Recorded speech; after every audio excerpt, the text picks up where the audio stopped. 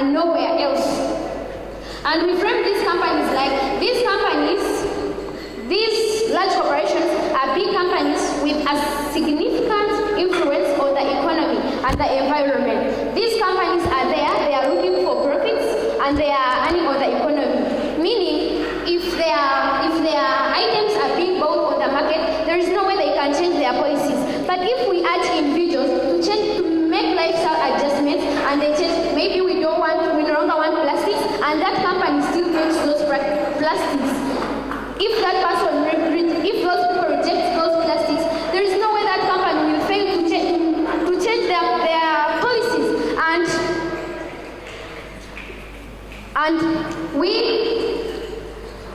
They benefit. These large companies benefit from protecting the environment, e.g. Coca-Cola, and the impact of this is that they are in the opposition to climate change, and hence the ordinary person must deal with it. We face immediate impacts while doing this, and the governments have a lot of issues to handle, meaning they have a lot of issues to handle, and we are still negators. We have our points as individual actions build political pressure and individual actions create culture shifts. I'll talk about individual actions build political pressure. My second speaker will come, rebuild, and talk about individual actions create culture shifts. And my third speaker will weigh the case and show you the reasons why we think that we are taking this. Individual actions build political pressure. Why is this true? This is true because when a lot of individuals change their behavior,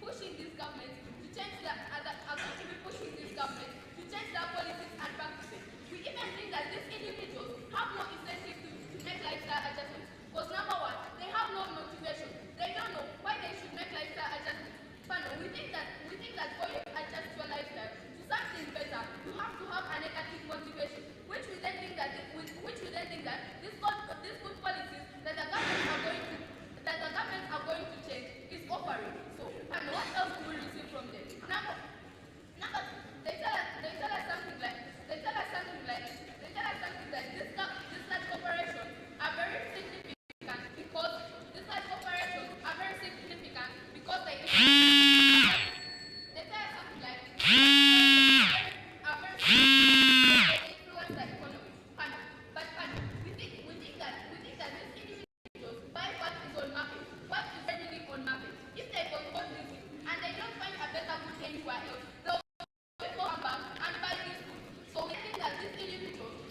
divide into. And something else we receive from them. Something else we receive from them is that individual actions due to political pressure. So, this is what we think. We think that where these climate activists, we think that where these climate activists are able to push this government and let operation to change their policies and practices, these individuals will have to hit their policies of these individuals will have to hit their policies of this government. We think that this government make policies that are better for the people. Make policies that think are very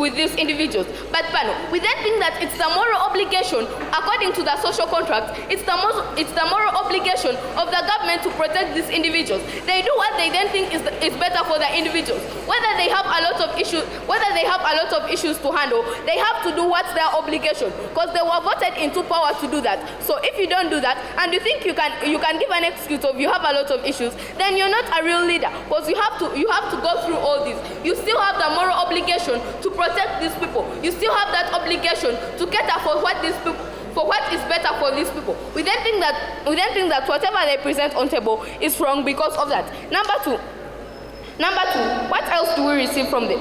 What else do we receive from them in today's debate?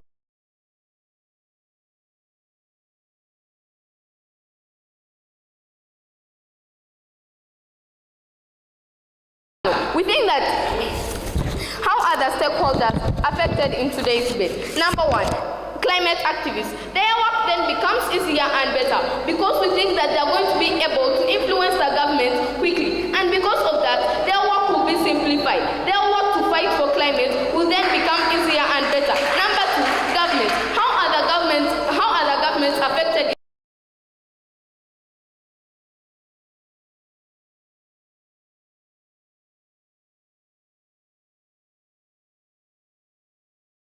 Individuals. How are individuals affected in our world? In our world, other players like NGOs, community-based organizations, still improve the lifestyle adjustments of these individuals. We then think that in the long run, whatever they argue for is also achieved in our side. But also, we provide a negative motivation for these people to change their lifestyle.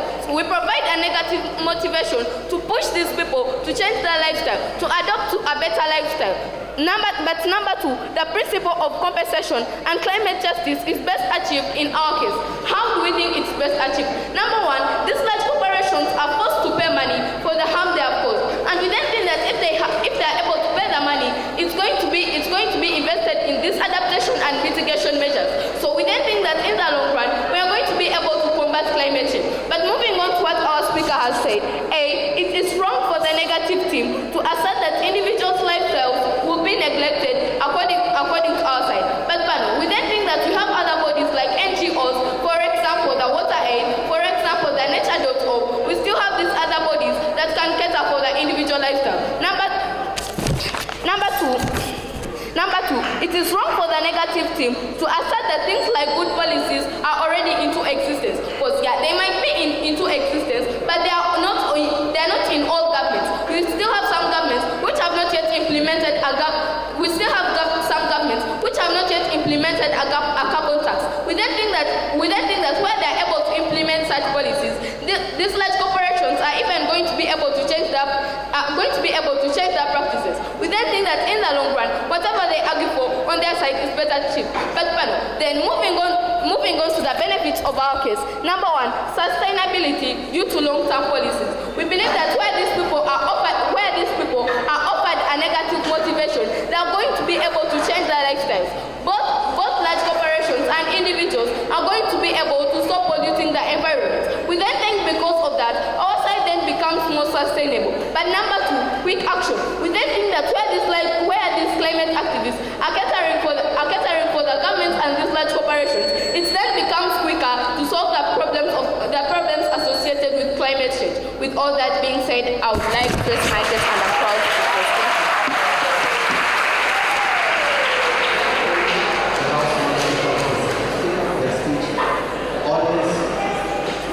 Audience, call upon the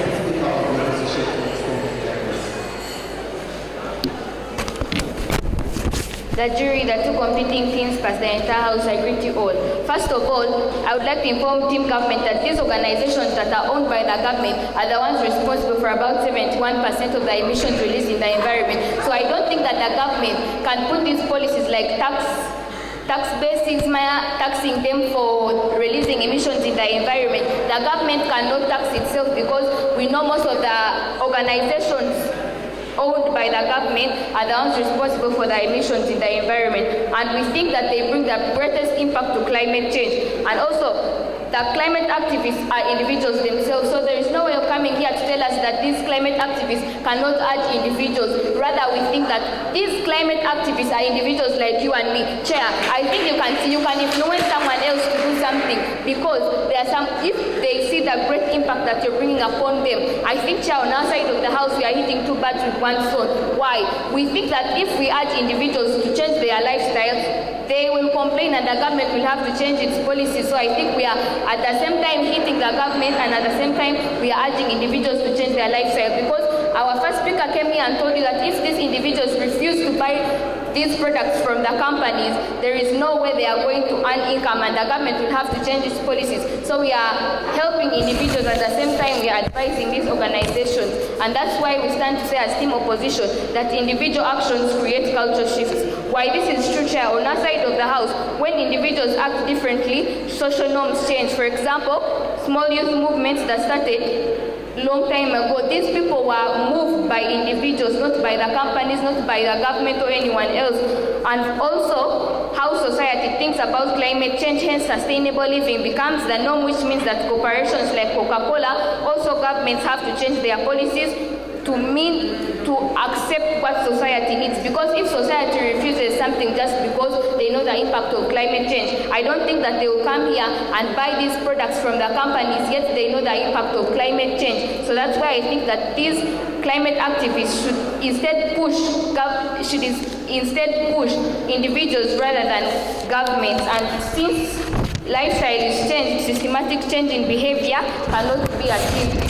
And also our second point is that, rest your case, there is no utility in sustainable change. Why this is true is that, Chair, if people don't change their behavior of lifestyle onto wanting what is sustainable for their lives, these companies will not change, because your second speaker came here and told us that these individuals will buy what is on market. So if these individuals refuse to buy what is on market, this means that these companies will have to change their policies, will have to make what the public wants. Because if the public refuses to buy plastic bottles like from Renzori and they refuse the kind of packing that they are receiving, that means that these governments and corporations will have to change. And the cooperative of this is that if individuals change their lifestyle into wanting products that are environmental sustainable, big companies and big organizations will change because of the impact of these individuals. So we don't think that team government can come here and lie us that we should urge individuals instead of that we should push governments rather than individuals, because we know individuals are ordinary people like you and me. Can you support yourself to go and force the government to change its policies? Of course not. We know that Ugandans are generally poor, so I don't think they can invest in these things. They are going to come here and tell us like Green Fund that they will fund these climate activists, but I would like to inform you that these corporations have been stopped from funding because we have companies like you say. Better. This shows you that we're also going to be solving the problem of climate change in today's paper. What we receive from also team affirmative, they come and tell us that if people reject these plastics, that they can complain that they don't want these plastics and that they don't want these plastics. But understand that since these people are ignorant, these people also buy what is in market. If there is plastics, it's what they buy. They also come and report us by saying that what if people don't want? People are also going to allow this because it's the only thing that is in market. They're going to be like, I also want this, so let me go in market. Though I don't need it, but I need it well. Why do we think that us as team affirmative we win this bid? I want to show you on how the benefits of team negative can also be in our world. One, we just think that other actors like NEMA, other actors like Water Aid can also focus on these individuals. Why do you think this is better? Also, the benefits of team negative, like foundation of behavior, can also be achieved in our world, because these other actors can also focus on this individual. And also, what is a government? A government is a ruling body of a country. It is a role of the government to make policies for its people. It's a role of the government to make policies for its people. And also, we just think that us finding these people is going to be the best idea. One, because if they have a policy,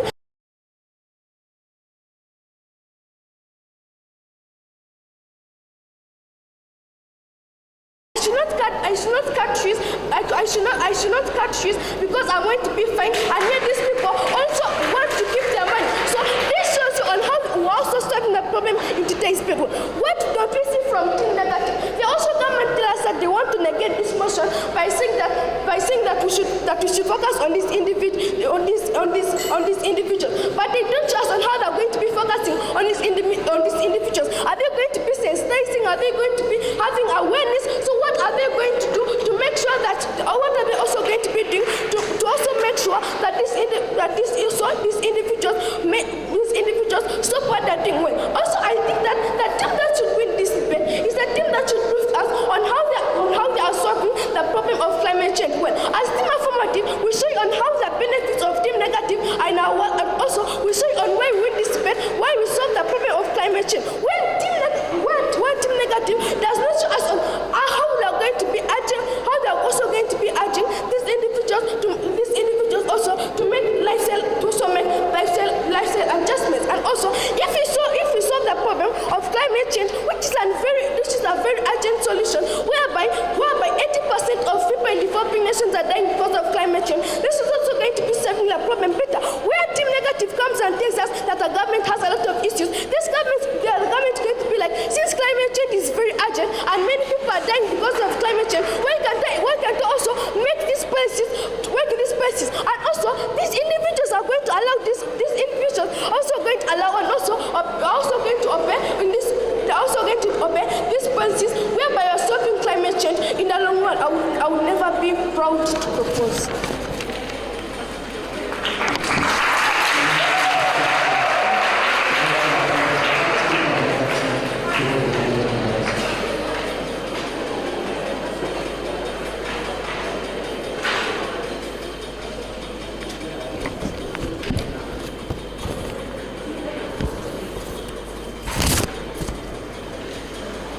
As a jury, the two competing teams and the House, I greet you all. Of course, the opponent side said that if these climate activists are ready to push these governments, they will change their policies. But for their information, policies are there, but they are not implemented. And why they are not implemented is because the government looks on how they are earning income, not on the environment. The reason why these corporations are still there, it is because the government is caring about the income, but they are not seeing how people are suffering. So these individuals who are suffering because of these climate change disasters are the ones that the climate activists should see, because they are the ones creating political pressure for these corporations to be removed. And also, the third speaker said that individuals are reckless and don't know much about climate change. That gives these large corporations the advantage to continue with their practices. But if these climate activists push the individuals and they know more about climate change, they will be ready to stop this climate change, because they are the ones suffering the circumstances, not the government, and they are refusing that there's no incentive of. And imagine climate activists pushing the government. Remember, compare the population of Uganda's individuals, people in the society, and the climate activists there. Because these individuals are many, they are the ones to. And because these individuals are many are the ones to influence, are the ones to bring this political pressure. But climate activists are little. And imagine if individuals don't adjust their lifestyles, who are you to go and argue for them, yet they want the plastics that these companies are making? Because if these individuals don't change their lifestyles, you're not going to talk for them, because there are many compared to the climate activists that we have. And that is why you stand say that individual actions build political pressure. Because if these individuals don't change their lifestyles, these people will not change their practices, because climate activists are just individuals like our second speaker told me and you, in this passion to control climate change. But without this support of individuals, of course, nothing will change, because climate activists are few and individuals are many. And that's why we also stand to say that these individual actions create culture shifts. When individuals act differently, social norms change. Meaning, if these people are many and they are ready to change their behavior, they will be ready to control climate change. And people don't buy what is on market, but people provide market for these corporations. If people adjust their lifestyles and they don't provide market for these large corporations, they will stop producing plastics because they have no one to buy them. Without support of these individuals, they are not controlling climate change, but only increasing. And these governments are not ready to change their practices because they see the benefit in these large corporations, and also individuals are benefiting from this income because the government uses the income, of course, to provide to people. If these individuals don't change their lifestyle, meaning the economy will reduce, and that is leading to budget cuts, by which some priorities will have to be will not be given attention, and that will cause, of course, people not using many good social services. And on the other side of the house, of course, this is impossible. As I already told you, there are few climate activists compared to the individuals in the society. So on the other side of the house, they are actually not stopping climate change, but instead they are just wasting their time. But if they ask these individuals to understand what climate change is and its effects, the individuals will create political pressure and climate change will be stopped. With all this, allow me to rest my case.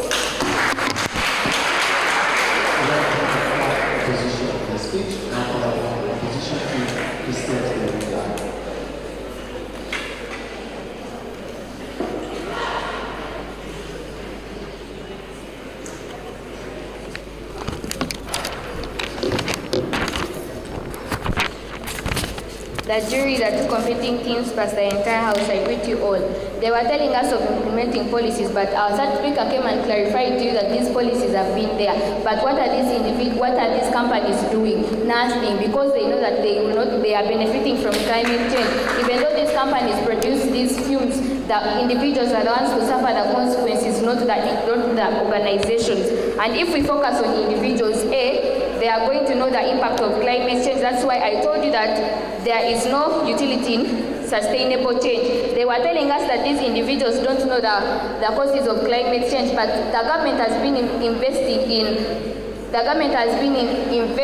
in sensitization, so these people already know the causes, effects, and the solutions of climate change. That's why when I came here, I told you that there is no utility in sustainable change, and the comparative of it is that if individuals change their lifestyle into wanting products that are environmentally sustainable, that means that these individuals themselves know what is sustainable for the environment, so there is no way they will come here and tell us that these people don't know even the reasons why they are arguing, or maybe the reason why they have refused to buy these products, but the individuals know exactly the impact of these plastic bottles or these polythene papers to the environment. That's why we think that these climate activists should push individuals rather than large companies and governments, because even though they try, we know our third speaker came here and explained that there are more individuals rather than people in the government. So if these individuals refuse to buy these products that are made by these organizations, it will be forced to change their policies, and that means that we are at the same time we are telling the government to change its policies, and at the same time we are urging individuals to change.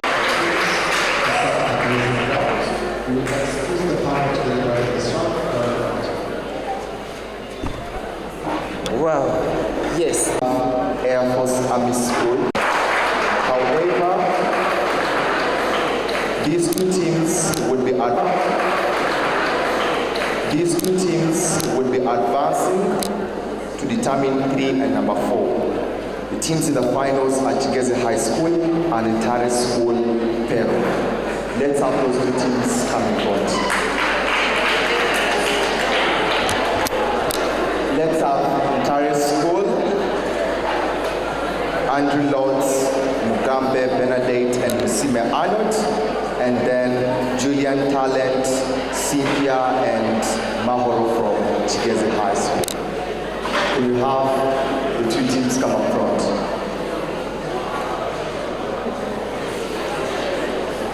The two teams, please, let's make it quick. We're pretty out of time. Those coming from far end, they'll be heading off exactly after the lunch break. The teams.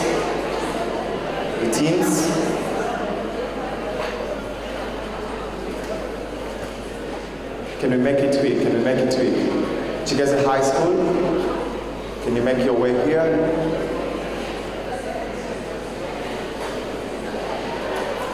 Also to announce, all those who are outside, it will only be respectful that you make your way inside the hall so that we can give an ambience to the finalists of these nationals.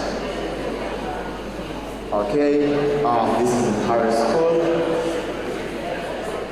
Chigeze High School.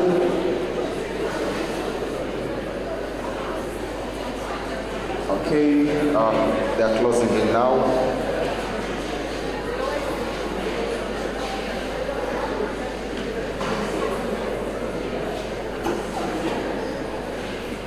All right.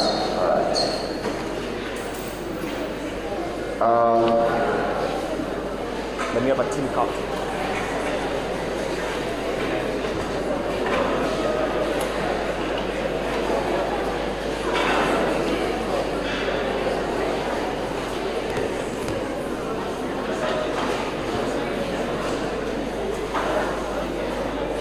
Can I get a team captain? In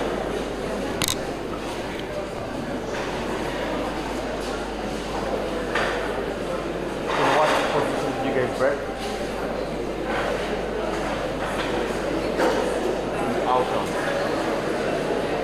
Start. You guys broke in what position? Fast. Okay. So I'm gonna give the privilege to the fast breaking team.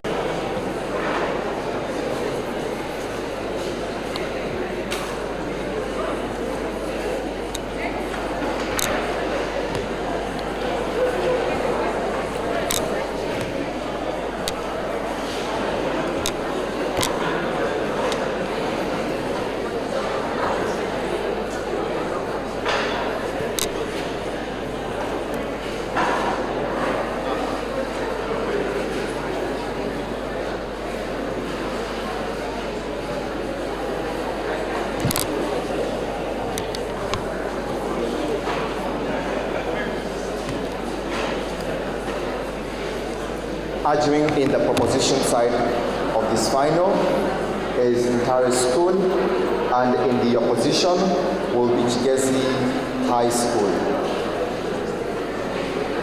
The motion for this round will read as such.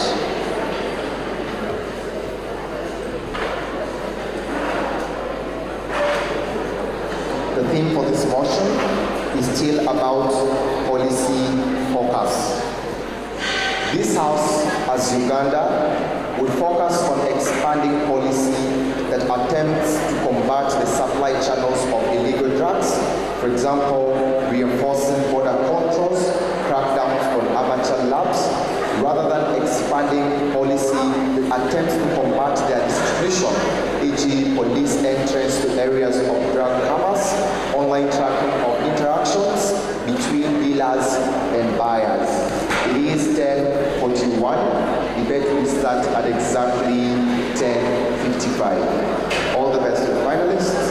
The finals panel will be ushered in 5 minutes to the round.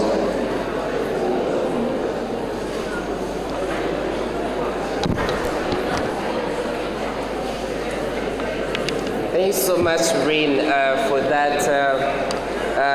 Members, I'm very happy to have been working with you and, walking this journey with you. And I'm very happy that we are now at its destination and at its end. Firstly, introducing on the panel is Tono Joy Elizabeth. Tono Joy Elizabeth is one of UNSA's top speakers for 2023. She's a regional finalist and a best speaker. And she's been one of the most outstanding judges as per these TDN editions, last year and this year. Ladies and gentlemen, Tono Joy.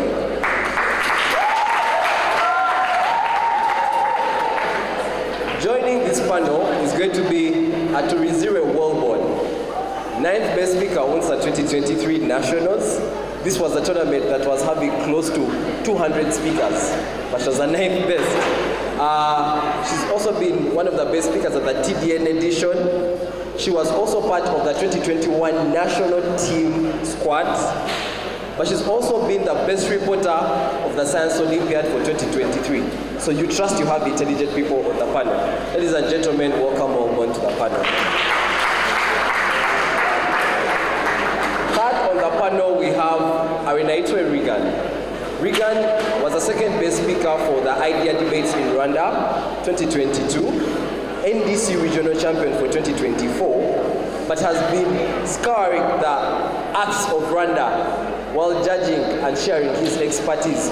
So best assured, we also do have some international judges here that from around. Ladies and gentlemen, let's welcome Regan.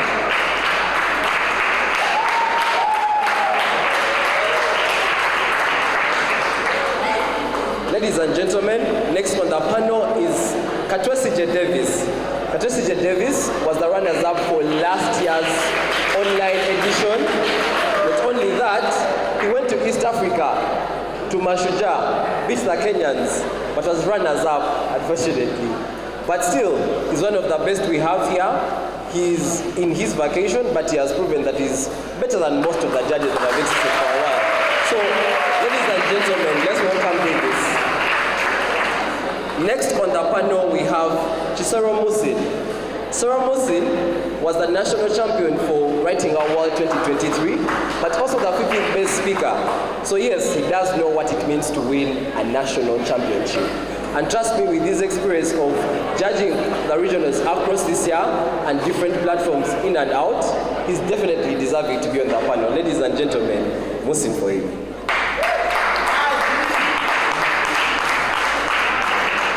Okay, so next on this panel is a wonderful lady. She's called Namudu Rona Philomera. She has been, and we call her a serial finalist judge. She was the finals panel for last year's Green Schools edition, Nationals, last year's finals judge for NDC Nationals, and not only that, she's not only a good judge, but a tremendous speaker. She was a quarter-finalist at the International World Women's Open. So rest assured, you're in very good hands, ladies and gentlemen, Rona. So this is a 7-man panel. Joining you on this panel is your lovely bad cop, yourself. There's not much about him. He's just a 2-times university finals judge, Olympia finals judge. The CV goes long, but for speaking, he's the Pan-African's quarter-finalist. He is an East Africa University semi-finalist, and many more. And like Green, who was the CA, my lovely CA, is one of the current coaches for the national team. Ladies and gentlemen, that is your lovely panel. Thank you very much.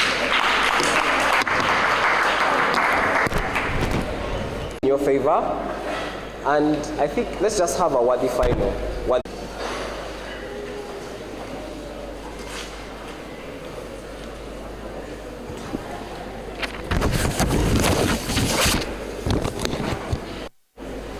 Okay, I just want to confirm if I'm audible.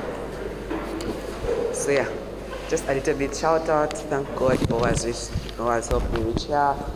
My father, my coaches, Berak and Green, and then yeah, and also make a little shout out to Weranyanji girls and my teammates for keeping me in top room consistently. Anyway, so let me just read motion again for clarity. This house as Uganda would focus on expanding policies that attempt to combat supply channels of illegal drugs, e.g. reinforcing border controls and crackdowns amateur labs, rather than expanding policies that attempt to combat their distribution, e.g. police entrance to areas of drug commerce, online tracking of interactions between dealers and buyers. So if that is clarified, I'm going to start my speech in 3, 2, 1. Firstly, I'm going to make clarity on what this debate looks like. The round seeks to maximize the capacity and incentive of the actor, who is Uganda. Given that we assume we are Uganda, this is an actor's motion, and I think that is in terms of clarity. Then secondly, let me just push balance. I think Prof also to defend that We show how cutting supply channels combat and allow the solvency. Opposition then needs to defend the idea that, given that people can still access drugs, it is more likely legitimate, and I think on clarification, I'm justified. Firstly, 4 things on setup. A, what does the incentive of the actor look like? It looks like 3 things. First, I think by virtue of the social contract theory, we are all always justified that the government has an obligation, given that we're giving things like taxes, given that we have mandates, that we're always giving our rights for things like our obligation over our money, so that government can take control over specific things we have, e.g. rights. But then secondly, we say that the actor has to actively do things that are cheaper and easier, given that Uganda is a third world country. We live in a context where these specific things we have vulnerable in terms of economy. We said Uganda must adapt to certain policies that it can largely maybe achieve, or policies that it can assume anyways. Thirdly, is that it needs a more effective policy, because it needs a position where its citizens are more largely protected. We think within SERAP that is most important on how we're going to evaluate the round. Second thing on SERAP, firstly, I think the capacity looks like 2 things. We think that the capacity to control borders, Uganda has all the capacity, given that it is called us. It has the army, it has all that kind of police, it has all the capacity to stand on border, to protect policy borders. We say that at a point in time where Uganda is in position to do those specific things, we are more justified on the capacity. But then thirdly, is that when you stop supply, you are more likely going to stop the distribution anyways, and this is metric value we're going to bring to you from proposition. We stand to propose.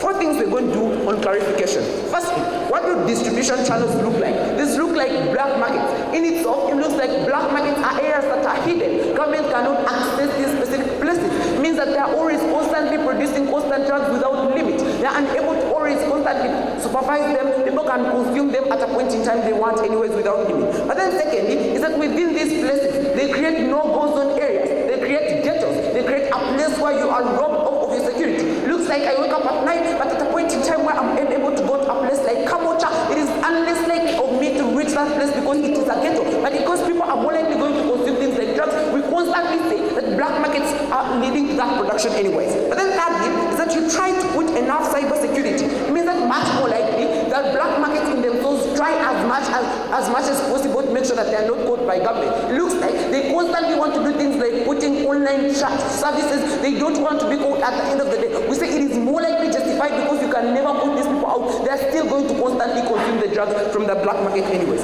Thirdly, what does the distribution channels look like? I think the vast majority of drugs enter through borders through things like corruption.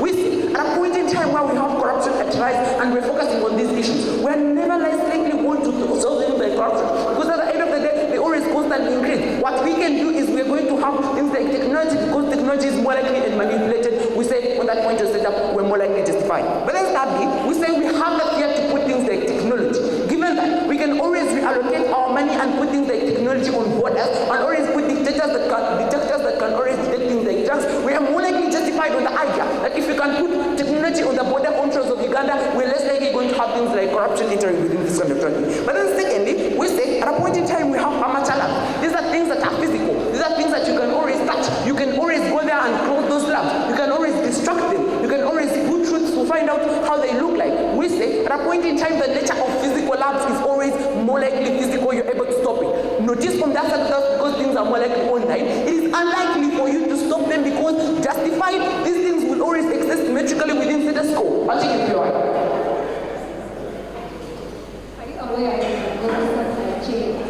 I think the global supply chain would still be stopped anyways if you put a technology on the border controls of Uganda, and that is what our policy seeks to maximize within this round. I think we will more likely justify.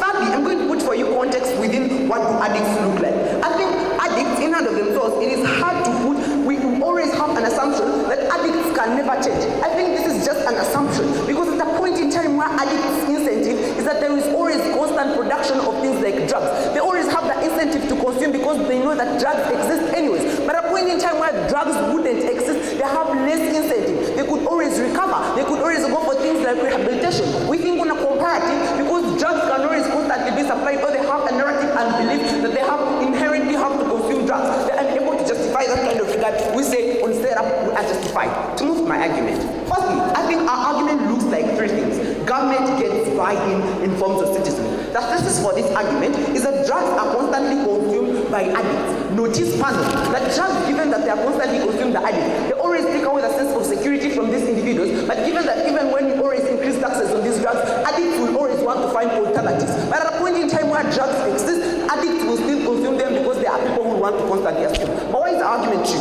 Firstly, I think you get rid of no-go zone areas at a point in time. Because at the point in time where you get rid of things like Kamocha, areas where people fear to go, you are more likely justified because people will not be dropped away of the sake of the seeking. But then second is that you decrease the incentive of drug addicts to take drugs at the end of the day. Notice panel, at a point in time where you decrease things like drugs, addicts won't be thinking of anything to take, they will be just thinking of reforming and changing anyways. But then thirdly is that you reduce graffiti crimes. At a point in time where you reduce graffiti crimes, people being robbed out of the sense of security, we stand in proud propose. Thank you.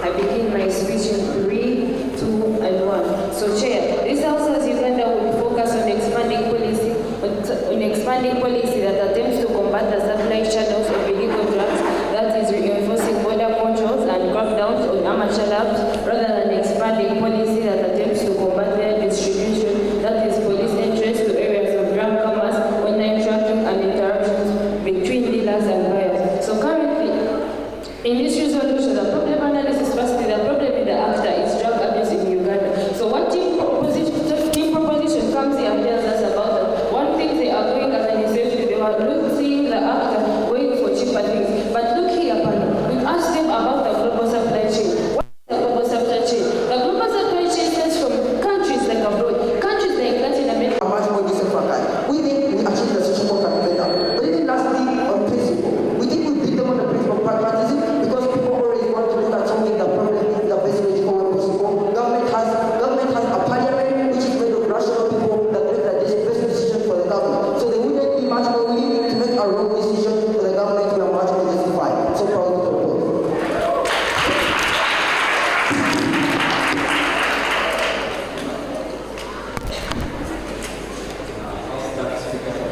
Let's have a second position to carry the case for the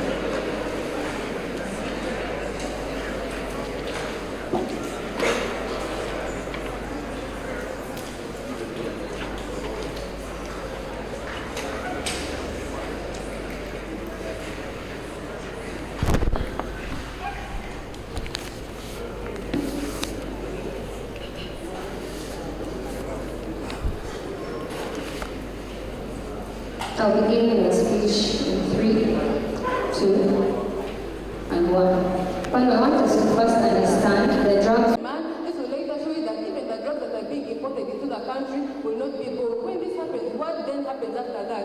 After the drugs not enter without say, some enter without permission. So this shows that even when you try to fight them at the borders, the people that will actually still smuggle them inside. We also people like that are coming into the country, people like refugees, you do not actually know where they're going, where they're coming from. So there are very many places and very many inlets on the borders of Uganda. So this will show you that their policy will not actually work. Now, moving on to still talk about their policy, even when they fight this thing at the borders. Now, we have things like some people that actually have their businesses and actually have their imports that do not have anything to do with drugs that are actually coming in. Now, when you do this will show that there will be commotion at the borders. Now, this will further paralyze the economic state of the country. Now, this will show that on their side, even when Uganda is in a deficit budget, they'll still continue to run Uganda's economy, paralyzed. Now, we show that trade will be disrupted at the borders, even when they choose to have this particular policy going on. Now, we're still continuing with how effective and cost-effective their policy is. Now, we talked about the global supply chain. Countries such as China, such as Peru, such as Mexico, actually in charge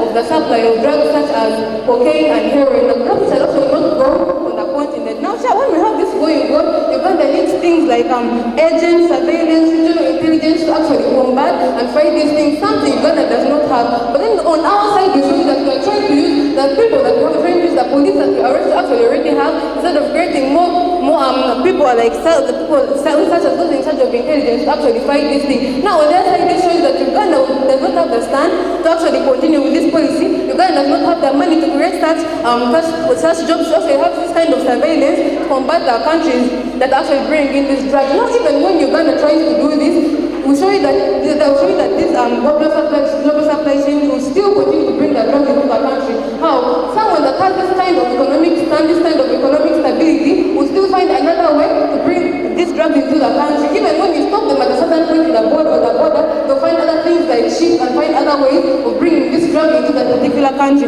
Now when this happens, drugs will actually not be combated, the drugs will still be coming into the country. Now so I'm going to show you how effective our policy is. Now we'll show you that we have long-term effects, so we have things like deterrence happening. Now so when you go to a local pub and actually clear the whole place and get the people that have been selling the drugs and then you penalize them, what does this show you? There are things like deterrence. People of the community will actually notice what you have done and they will not use the drugs, they will not continue supplying the drugs. When this happens, it will show you that we still have a moral stand in community. People will still see drugs as something bad and then actually not use them. On our side, we have combating of drug use actually being a long-term thing. Now we see that we show you that we use things like police, something that has already been put into place, something that is already in the country, use the police to actually fight these things. So on their side, where they have to come up with things such as agents, surveillance, and then regional intelligence. This is actually going to actually deter, this is actually going to bring problems to the cost of the country and actually put Uganda into more deficit. Now on our side here, we show you and to get use more tracking systems whereby you already know where these drugs are being sold, you already know who is selling these drugs, you already know who is exactly abusing these drugs. And we already know this information. This is showing that you have to have a better way of fighting these drugs. Now on their side, they will show you that it's not cost effective in the long run. Even when they do this particular thing, even when they find the drugs at the borders, it will still not work because these certain global supply chains will still continue to work and still continue to actually bring the drugs into the country. Now shall going on the impact analysis of these particular policies onto the actor. Now what does their side show you? Their side shows that it brings things like economic constraints into the country. There are more drugs actually coming in because they do not show exactly how they're going to stop going to actually work at these borders. They do not show you how they're going to work with the global supply chain. They do not show you how they're going to combat things of the global supply chain and how they're going to come up with agents and surveillance and regional intelligence, which is actually going to bring both problems to the country. So their side actually gets to bring further problems to the country, like affecting the trade, which will later paralyze the economic stand of the country. Their side shows you that even when they do these policies, they will still not combat the drugs. Even when they stand to do these policies share,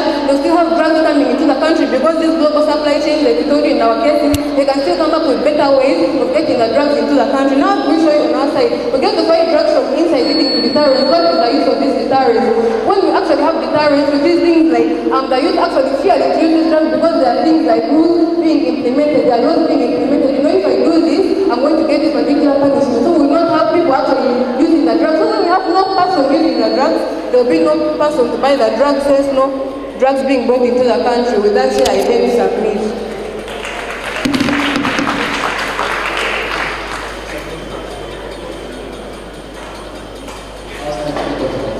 Let's call you guys position to our position. Okay.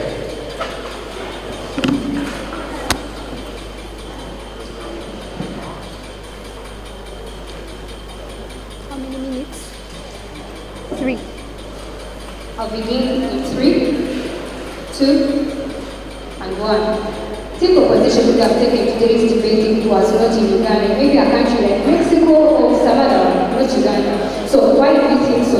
We come and show you the kind of illegal drugs within the country, those that are from within, the ones that are outside, we show you the nature of the borders, things like those. We show how they get in, who uses them, where they use them from, and then it all takes us to who best solves the prevention of these particular drugs in status quo. So now this is the problem with their case in today's debate. Their case lacks sustainability, it lacks a matter of values. Just to say, for them, if we are to look at their best case scenario, they get to save the future of the country, but we get to save today. We get to save the present. Because all their policies and all their impacts come in a long run, come in a long term. Now let's look at our case and how it looks like in today's debate. We show you a case that is very cost effective for Uganda in the first place. We show you one that is going to actually be with a matter of urgency. It is one that is going to be sustainable for the country in the long run. So which team do we think deserves to get today's debate? We think it's the team that shows you that Uganda, with its nature, with all its problems, it can use the police, the resources it has right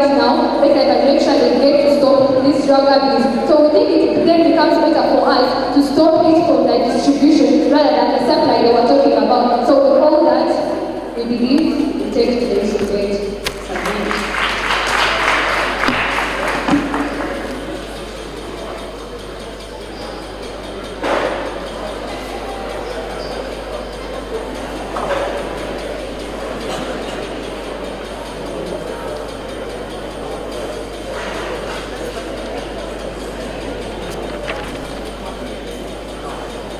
Okay, I'm going to be starting my reply speech in 3, 2, 1.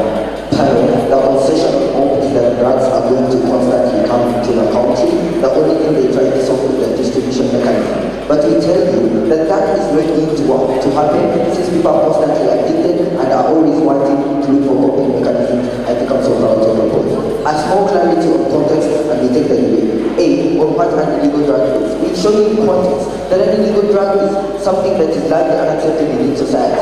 We tell you that these things come into the country through amateur labs, and by cutting them, people won't get them anyways. 2, they likely come through porous borders, and which is why we are going to close them down. We beat them on that. But even secondly, what does supply chain mean? They tell you that the supply chain is influenced by the global market, but we tell you that because the country already has autonomy, it's much more easier to buy into that. But even secondly, we tell you that the nature of the international community largely doesn't buy into those things. They have things like UN, most countries like France, China, do not buy into drug cartels and addiction. We think they would be much more likely to maybe influence this country. But even lastly, why Uganda has capacity to implement our policy.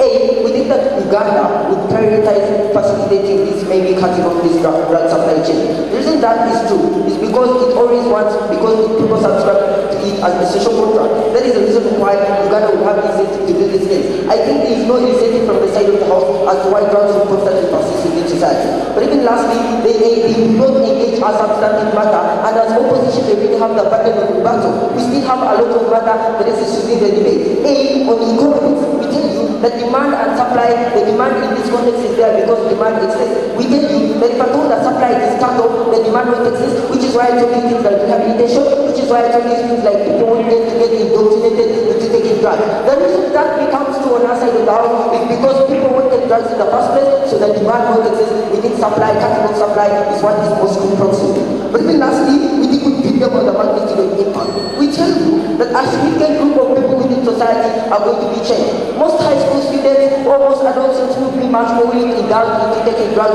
won't take them because they won't be existent. But even secondly, we tell you that even those people who are constantly taking them in status quo won't be taking them because A, they are going to look at rehabilitation since they are too much expensive for them. We think that on that side of the house we beat them. But even lastly, on the principle of pragmatism, we tell you that Parliament is a rational actor and they are the people that make decisions for implementation of this policy. Because they have a lot of logic and because they have to solve the problem in the best logical way possible, they wouldn't even in the very first place buy into the idea that hope is given. Because it's not efficient, it's not effective, and it's not practical. We think on that side of the house we are much more proximate to win today's debate. But even lastly, we tell you that buying is what necessary next stage today's motion constantly exists. We tell you if there is no buying, there is no way their policy is going to exist. They do not extensively prove to us why Parliament or like bodies in the country under themselves or the actor would be willing to buy into their idea. We think we are so proud to propose.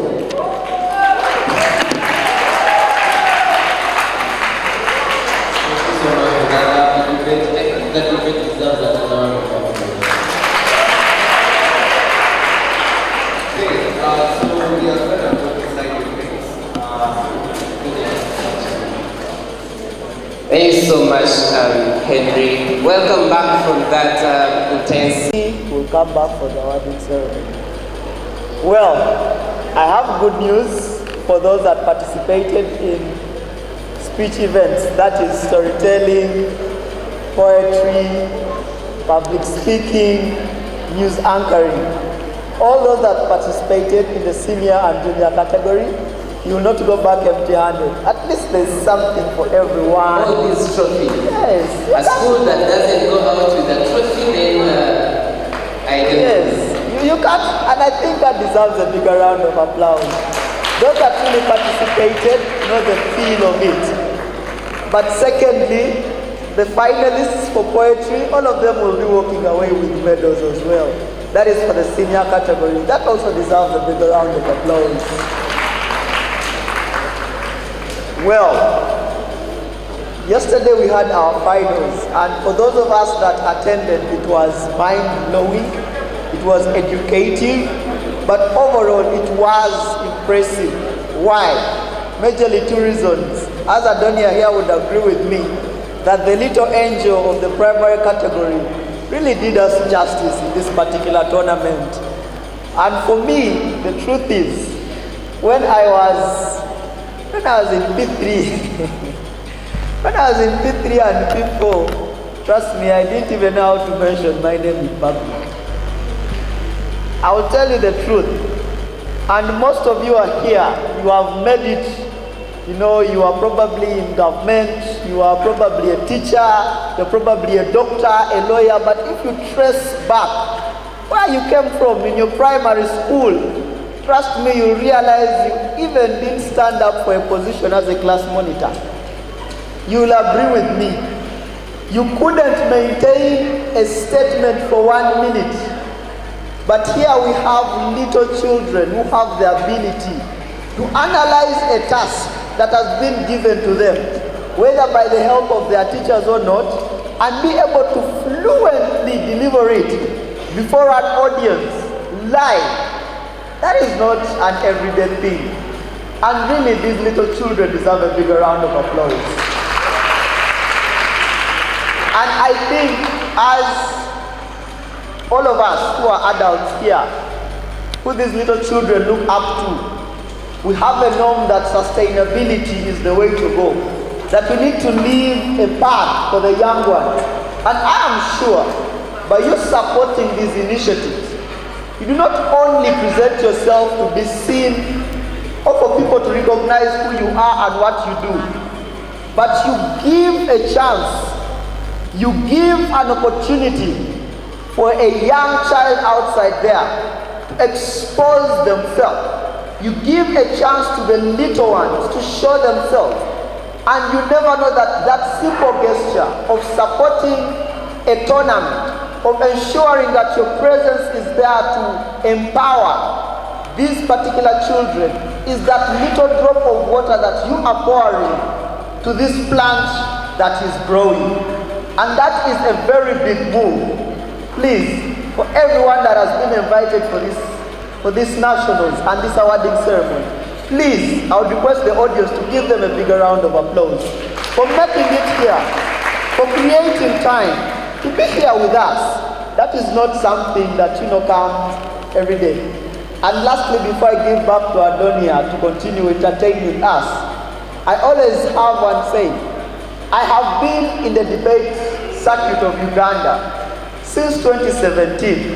I attended my first nationals in 2018, and ever since then, I have never looked back. I have been in the circuit.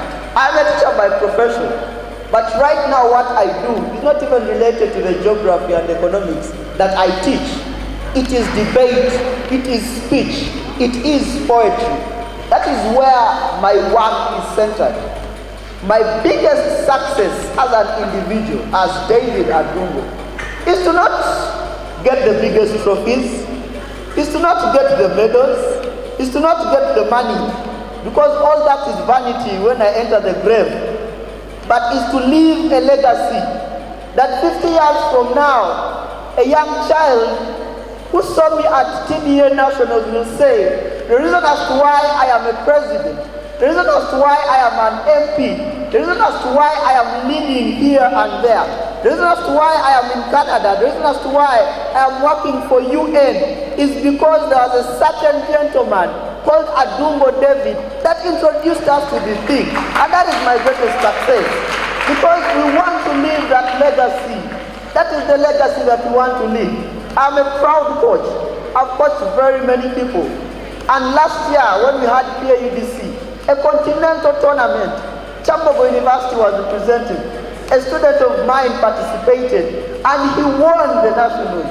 Imagine, out of Africa, you have a Ugandan winning a public speaking competition. That is something beautiful. It goes down in history that is what we have done.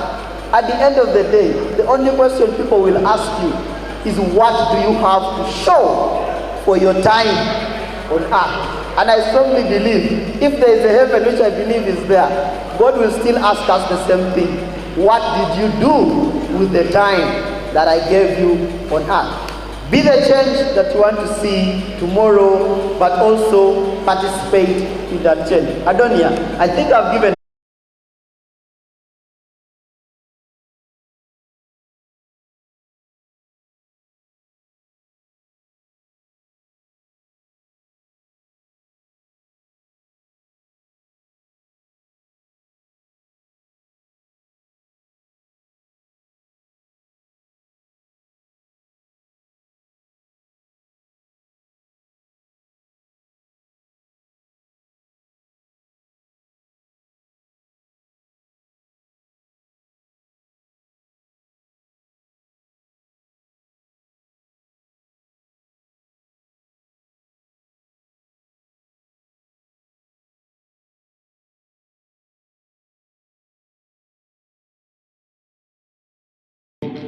of this.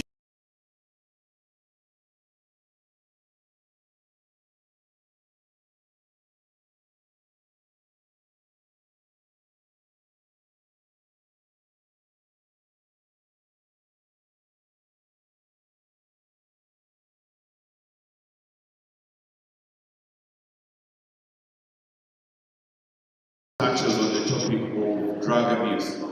Now, there's something called the Narcotic Drugs and Psychotropic Substances Act. Now, an act begins as a bill. It is introduced either by a member of parliament, the private member's bill, or by the government.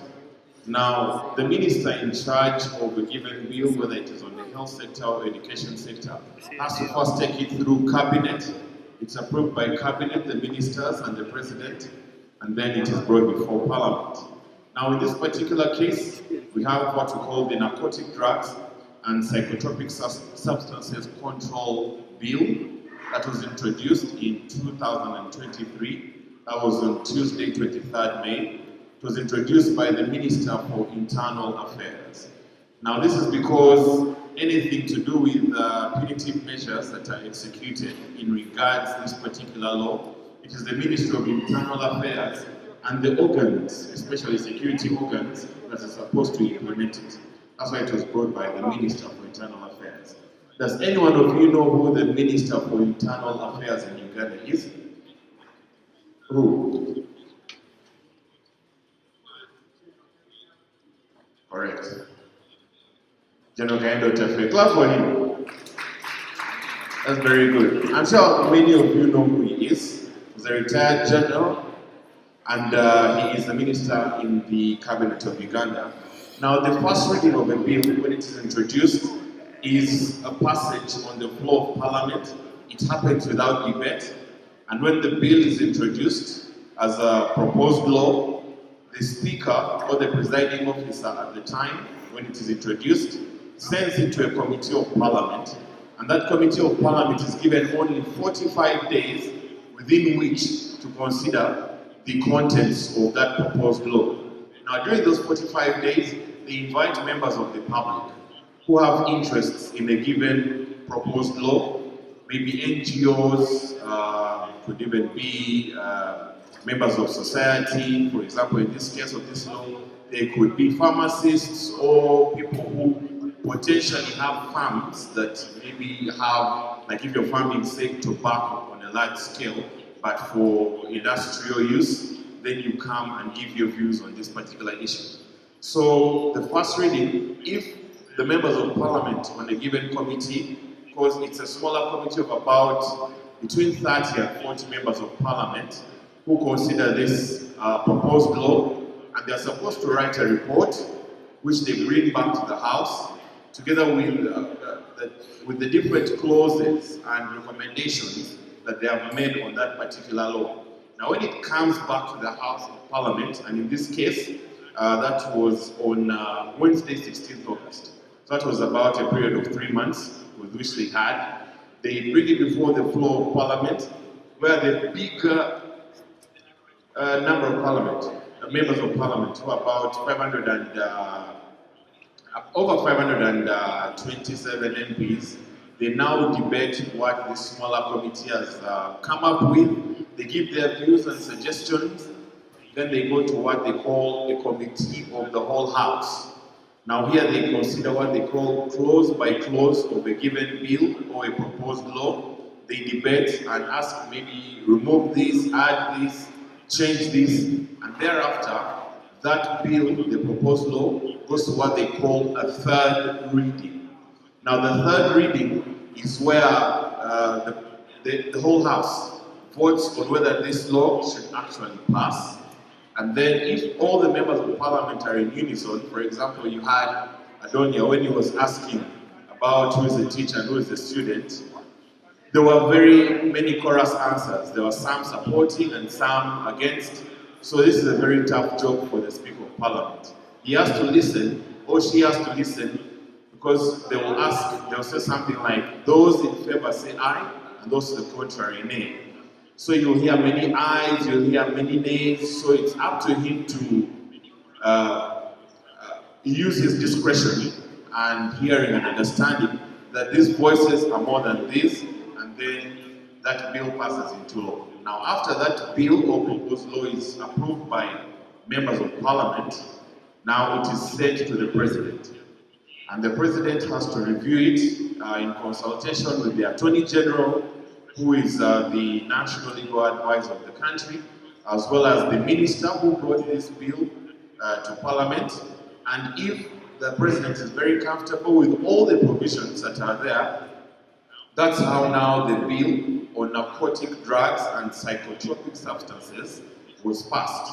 Now that bill was passed on Tuesday, 22nd August, sent to the president for his approval and signature, and on Friday, 2nd February 2024, that was last year, the president assented to it and it became a law, it became an act of parliament. So now I'm very optimistic. The proposers and opposers who are debating, this is the law on which they were basing.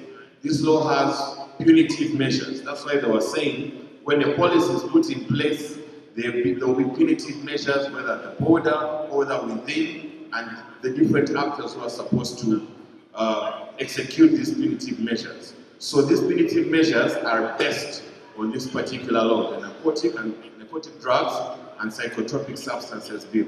Now, as I summarize, this bill, the policy behind the bill, it aims at adopting measures to criminalize drug-related offenses under the domestic law in conformity with Article 3 of the United Nations Convention against illicit traffic in narcotic drugs and psychotropic substances and other related international conventions. This means that the laws that members of parliament make in Uganda also have to relate to international conventions to which Uganda is a signatory.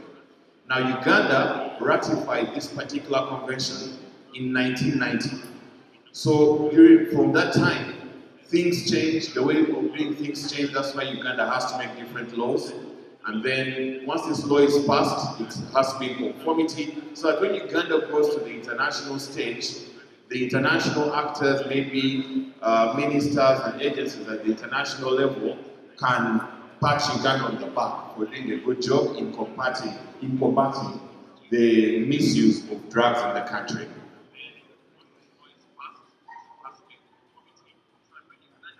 Now, when the presentation is ready, we can have it played. I think that will be ready in a few minutes, if you do not mind, before we go for the break. Now, as I buy time for that, and with the permission of the organizers, is there anyone who has any particular question that was not asked to us when we were outside there that you'd like to put forward now? Maybe one or two questions. I can take a question from the youngsters and a question from the seniors, and even the teachers.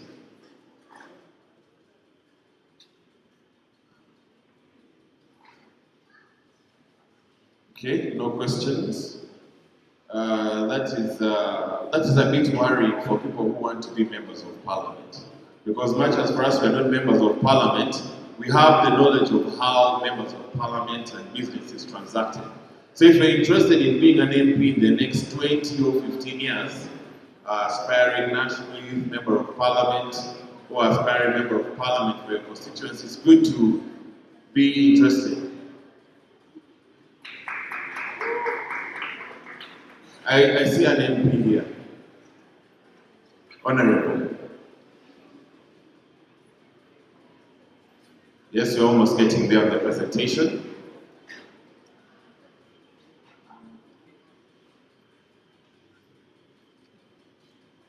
Thank you very much, sir. My name is Mreji Adolf. I'm a student of NTARE School in Senior 3. I'm a passionate debater and a passionate president to be.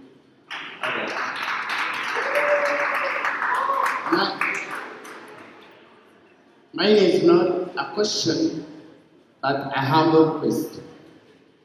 In Uganda, we have different organizations. We have the Olympic Committee. We have the national team in all sports. And we see government funding all those programs. But we have the national debate frames. These people fund their trials, and after making it to team, these people fund themselves to represent the country, of which I think some level of, because we are transforming lives through speech, and if we are to achieve this as the best case scenario, then I think government should take a priority and also include the national debate frames on budget. Because we are talented people, and not every person on the debate frames can afford the fees. You find that people have to present a country in the United States, and a person is requested to pay $4 million. These are people who need studies. I think at the best case scenario, Uganda's budget should also take into consideration things like co-curricular activities where debate is inclusive, so as to make Uganda shine at international level. Thank you, His Excellency to be. A very big point. I can see someone who will be ensuring policies or very key issues are brought before Parliament. Now, just to give a quick response in as much knowledge as I have, the national debate cranes. Now, they are entities that are recognized by government, and you have to go through certain stages to be recognized by government so that you receive funding. During the budget, when it is brought before Parliament, for example, the Minister of Education and Sports the government brings ministerial, rather a budget framework paper, and at some point is what we call ministerial policy statements. Now, these ministerial policy statements have budget estimates for different ministries across the country.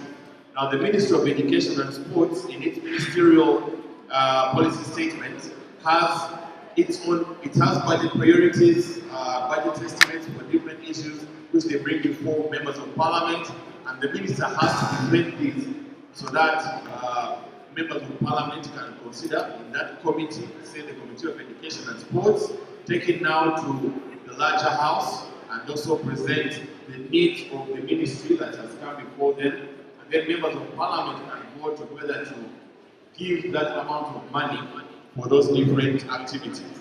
Now, the national debate credits, I'm not very well aware if it is an entity or an organization recognized by the Ministry of Education and Sports, but if it is, then as Adonia was saying, lobbying has to be done to ensure that substantial funds are given to the Ministry of Education and Sports to support that kind of organizations, which now ends up trickling down. The funds now to the students who want to who are supposed to be supported to go to the international level, or even in the national level. So it is an entity that is supposed to be recognized by government in this regard, the Ministry of Education and Sports. So once it clears those parameters within the ministry, then obviously the ministry brings the funding request to Parliament, and if it is well supported, the funds can be provided. That is my knowledge about that particular issue. Let me please allow me to take just one more question and then we plan this clip. Yes, sir.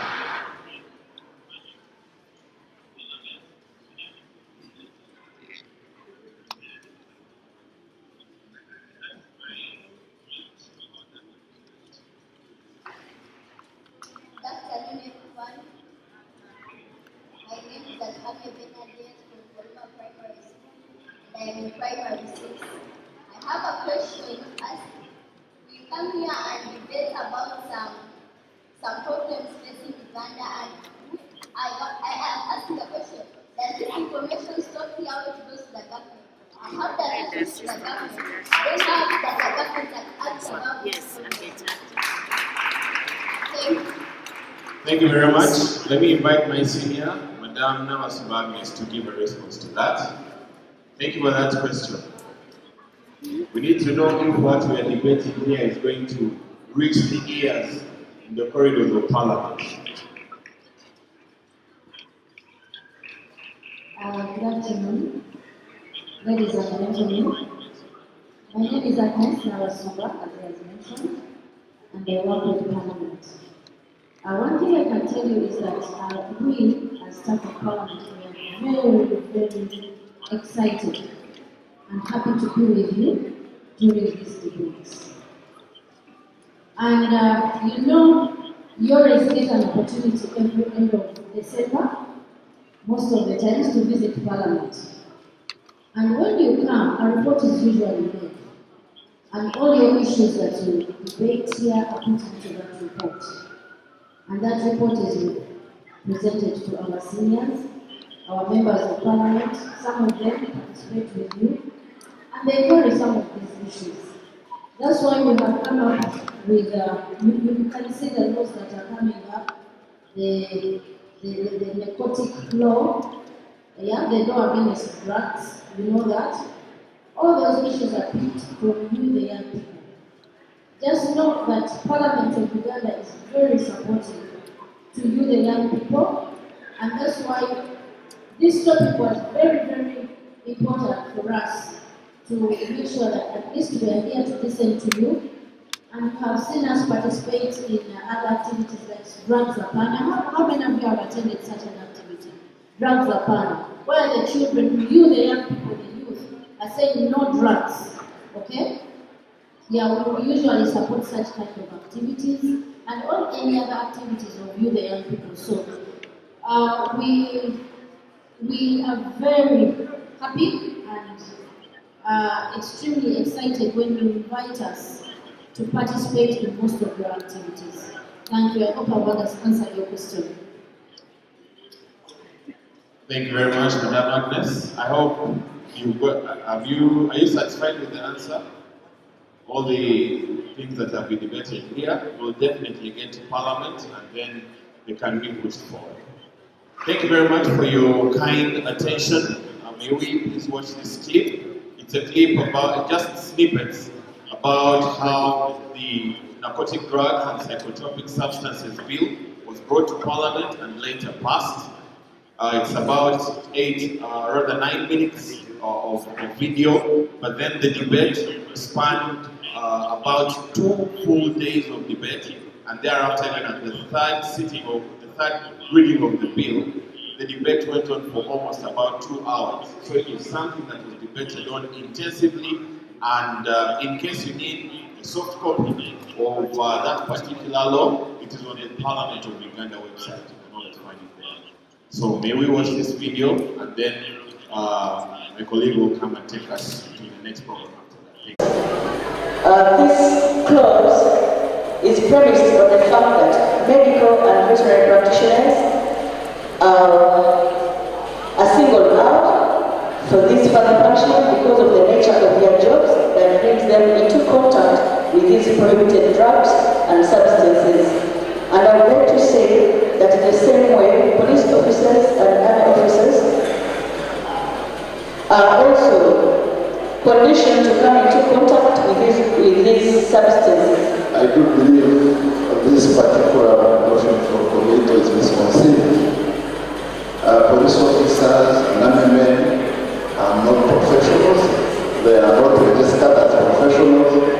Once they have been convicted of offenses, they cannot be able to dismiss from their respective forces, but not from the register, because they are not registered as professionals. So I move that this recommendation be rejected. The honorable member sought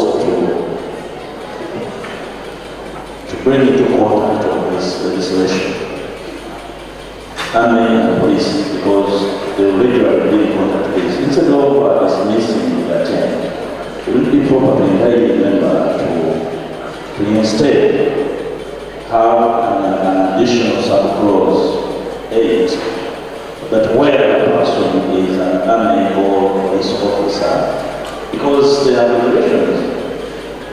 In any case, this law is both penal and regulatory in nature. The police officers are covered under Clause 19 and 18 of the bill. Clearly developed. The army officers do not have any role under this bill. There are penalties for police officers because they have a role. Clearly provided. So now, how do we, for example, I put a question on her own. I put a question that Clause 8 be amended as proposed by Honorable Aisha. Those in favor say aye and propose the nay. The nays have it. Honorable Minister. Honorable Speaker, Honorable Members, I like to move that the House do resume and the Committee of the whole House propose that. Thank you. I put a question that the House do resume and the Committee of the whole House will not be approved. Those in favor say aye and propose the nay. The ayes have it.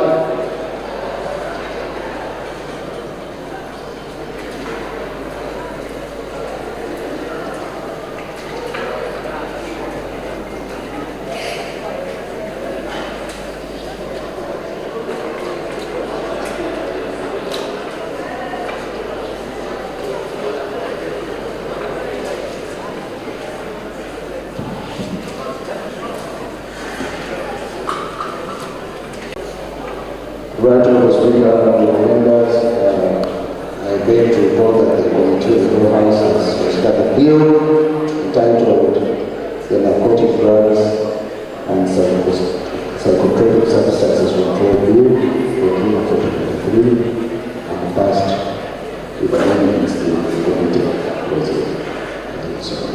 About the question that the vote of the Committee of the whole House be adopted, those in favor say aye and the no. The ayes have it. Bill start reading. Honorable Minister. Right, Honorable Speaker, Honorable Members, I beg to move that the bill entitled Narcotic Drugs and Psychotropic Control Substances Bill be read for the third time and do pass into law.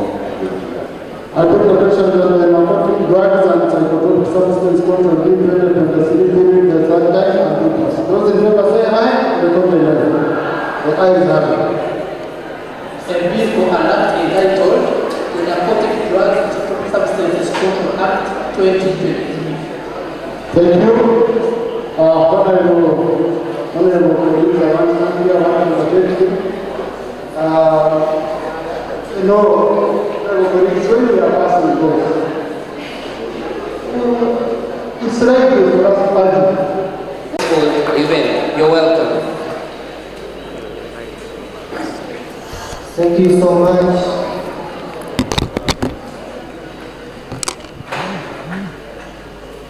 Our guest of honor and your team from Parliament of Uganda, the head teachers and directors present, the patrons, the debaters, ladies and gentlemen, we are so much privileged to host you in the NTARE school. We can't take it for granted. And we say the glory of the Lord is returned to the Lord.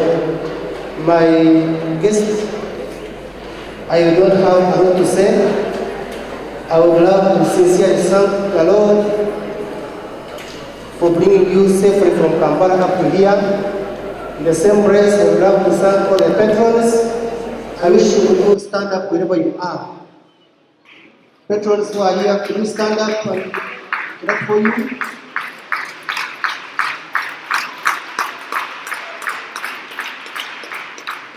Thank you so much, thank you so much. All the debaters, primary and secondary, could you all stand up? As you clap for your students.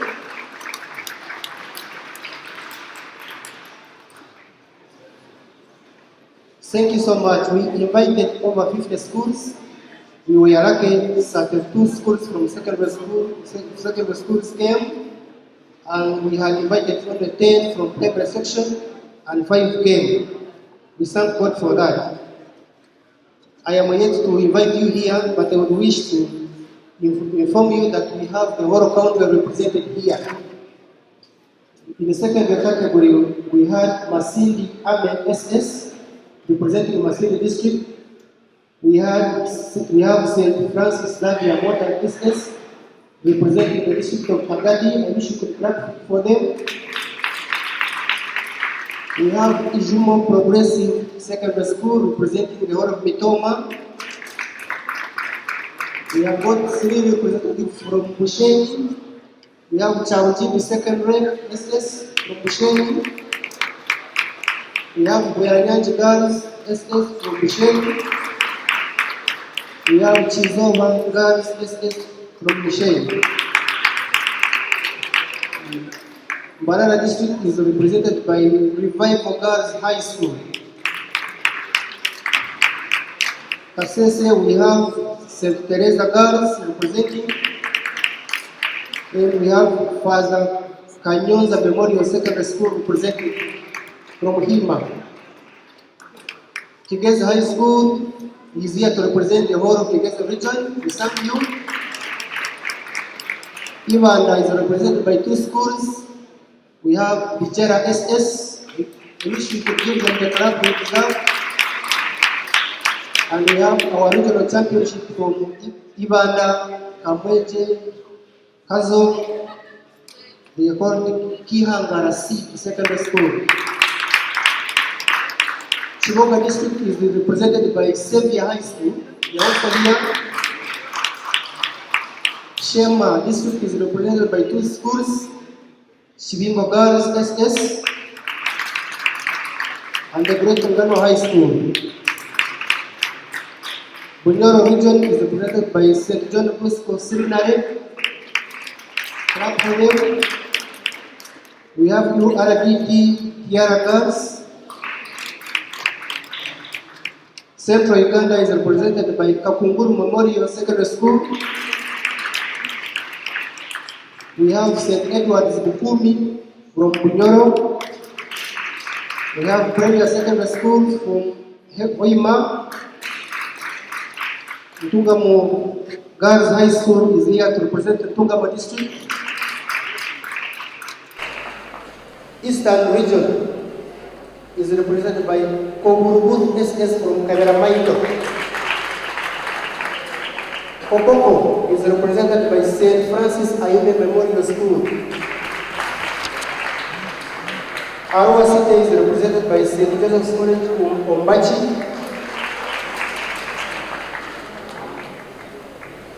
Entebbe region is represented by Air Force Army Secondary School and Kisimi Mapera SS. We have another representative from Arua Okfura SS. Tereko district is represented by One Progressive Secondary School. Guru and surrounding areas is represented by your Restore Leadership Academy. We have at the side representative from Koboko. Nyariro Secondary School. Another representative from Entebbe, Kisimi Mapera SS. That's the list from Tungamo. We have Rubare Secondary School. Primary section, we have our Great Giants, MBARARA Municipal School. We have Koroma Primary School. We have Buyaranyanji Junior from Busheni. And Then we have our finalists, Parental Care Nursery School. I can always thank God. He's the one responsible for whatever has taken place. But before you leave the stage, I could say, in case anyone was rubbed wrong in the course of your stay, whatever could have scratched you, I put there 1,000 apologies. In case we could have impressed you, there is no punishment in clapping for us. I have to, on a special note, thank all your teachers. I wish you could stand up and clap for them. Stand up and clap all the head teachers.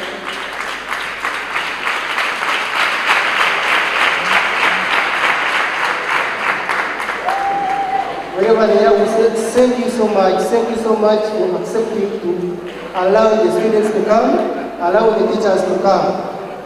It takes a lot of financial sacrifice to do that, considering that the base in Uganda is done absolutely privately. And we can never thank enough. We are so much privileged to have a team from the Communications Department of Parliament. I wish you could members clap for them for coming.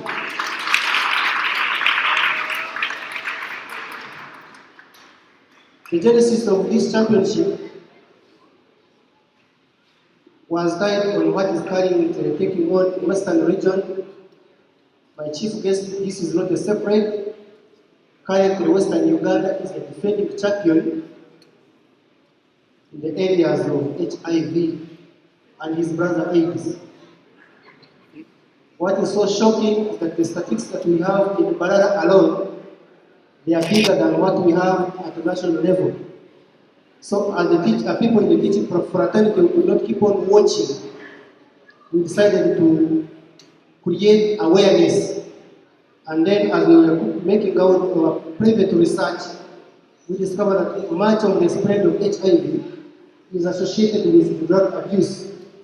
And consequently, drug abuse is becoming a problem in all schools, and it is also a problem in our families. So, we could not wait to prime the government, like the former President of America, who said, don't wait, don't ask for what the government can do for you, ask for what you can do for the government. We are supplementing the government effort, but we call upon the government and all other stakeholders to also support our effort in transforming young people through speech. Throughout the discussion that we have been listening to, young people are giving evidence that drugs are in schools, and what is so shocking that the way they penetrate schools, it cannot be the alertness of the wardens, not the matrons, not the vigilance of teachers on duty, but it is students themselves realizing that whatever is going on is going to affect them, and they change the status quo. Otherwise, the situation is much more bigger than what the eye can see. Nevertheless, we are not idle, and we are not promising to step aside. We have to continue sensitizing, creating all the necessary awareness, and we beg that as we go back to Parliament, we let them understand that we are not idle as a teaching profession. Whatever they are thinking about the teaching profession, they should think faster and quicker before the situation grows out of hand. I could go on, but for the interest of time, I would beg you, Mr. David Massager, to come over and give us a second of your wisdom. Members, thank you very much.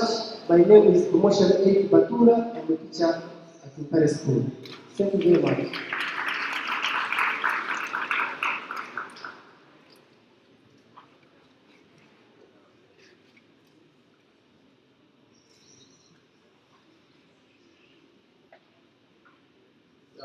Thank you, Eric.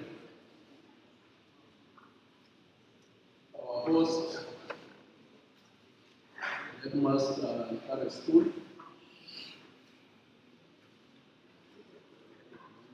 Various head teachers of the participants present, patrons of the debating clubs present,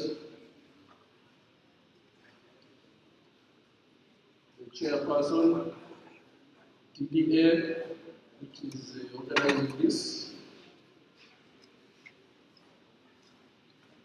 pupils and students of the various schools are present, parents of the participants present, my colleagues, staff of Parliament, ladies and gentlemen.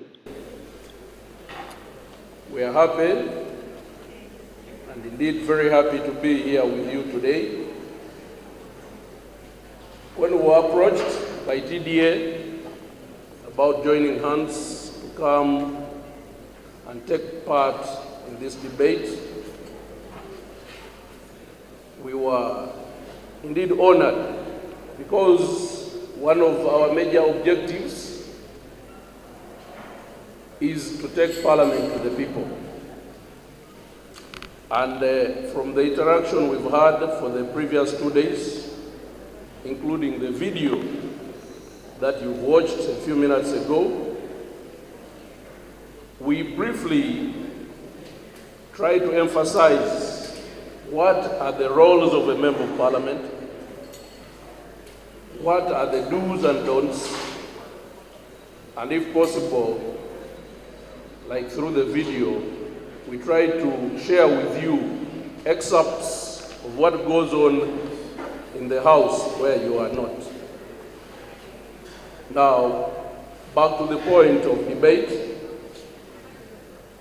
Debate is a very essential part of our lives since it's part of communication, which is very key in our day-to-day lives. It polishes our listening skills, it polishes our reading skills, it polishes our writing skills, which are core in communication. And from the little that we've been able to listen to from the students and pupils, we are indeed grateful to the patrons who have coached these people and made them ready.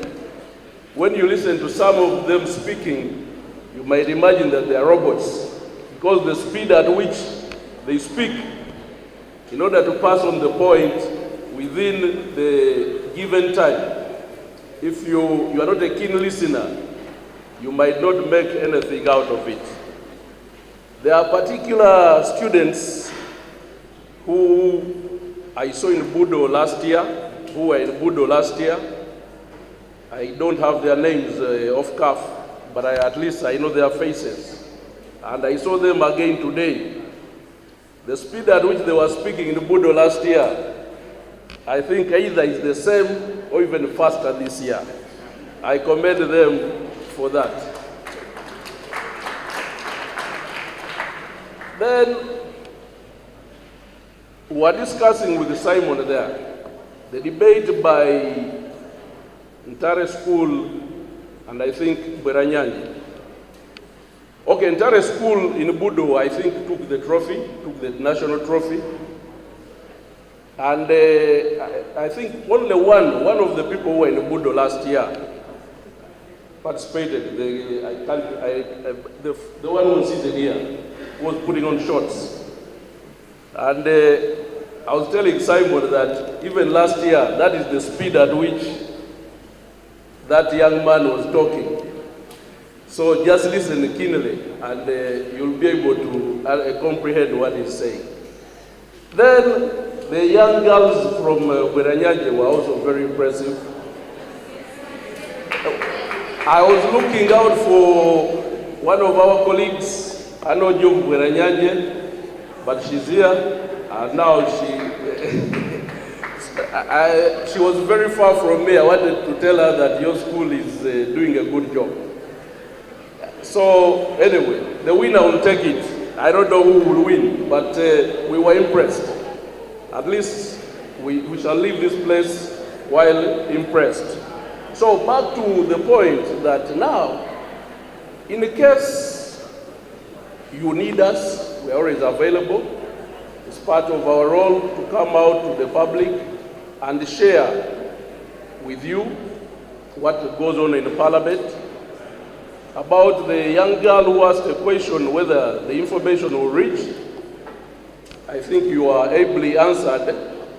But for other members, at times what could happen is that you as members of the public, you could sit down and write those issues that you feel that you want to be passed on to Parliament.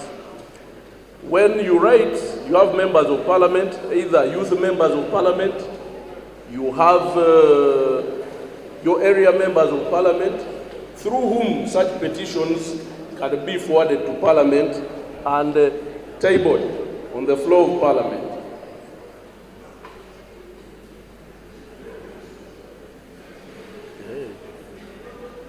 Okay, thank you. Yeah, I've been corrected. I thought this was Weranyaje. I was giving you kudos for nothing. This was Chigezi High School. They were wonderful girls. Thank you.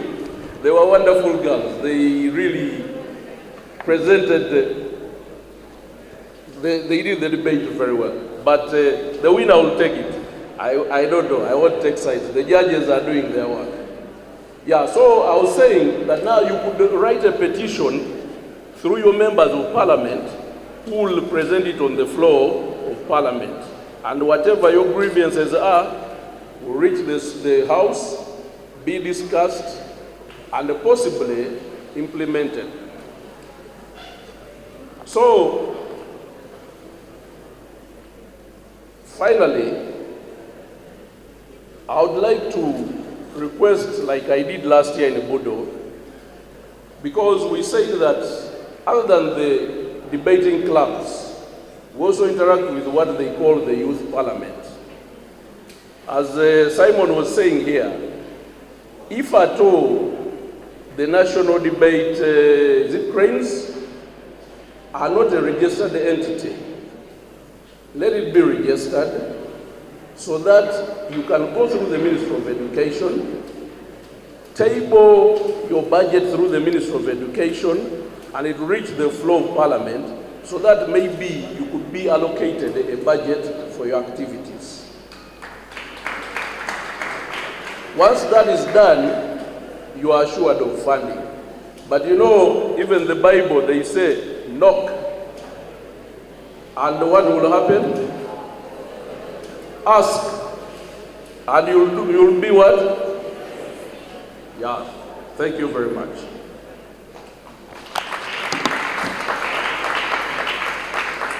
Make it to these inaugural nationals. We know how much efforts go into developing institutions to have participants at this competition, and that in itself is no mean achievement. We'll first start with school awards. We'll then move into the sportsmanship awards. We'll move to the news anchoring, storytelling, poetry, public speech, and finally crown of the ceremony with the debate awards in that regard. Just a quick one, we will be announcing the school. We expect probably the patron, maybe perhaps the students, to come and pick the school parcel. We hope these certificates can reach those schools, and thank them immensely for being able to facilitate your stay at these specific nationals. All right. So because Mr. Eric Batura was our host for this year, it will also be an honor to invite Mr. Eric Batura to award the schools and thank them for their participation in this specific event. So we'll start with the school awards, just wait a quick one. So the first school, let's have Air Force Army School 1. So let's give them a round of applause. Air Force Air Force Army School Wakiso, please come and pick your parcel. Air Force. Okay, Air Force. As Air Force makes its way, Nigeria Secondary School, we would also usher in Air Force. Okay, all right, so they are coming, Okay, Nigeria Secondary School, please make your way. Nigeria Secondary, give them a round of applause.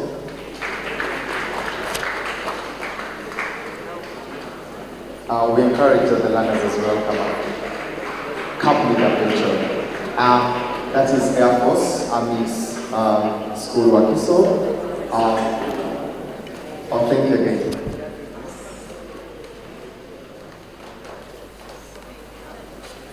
Okay, let's have Nigeria Secondary School. Nigeria Secondary School.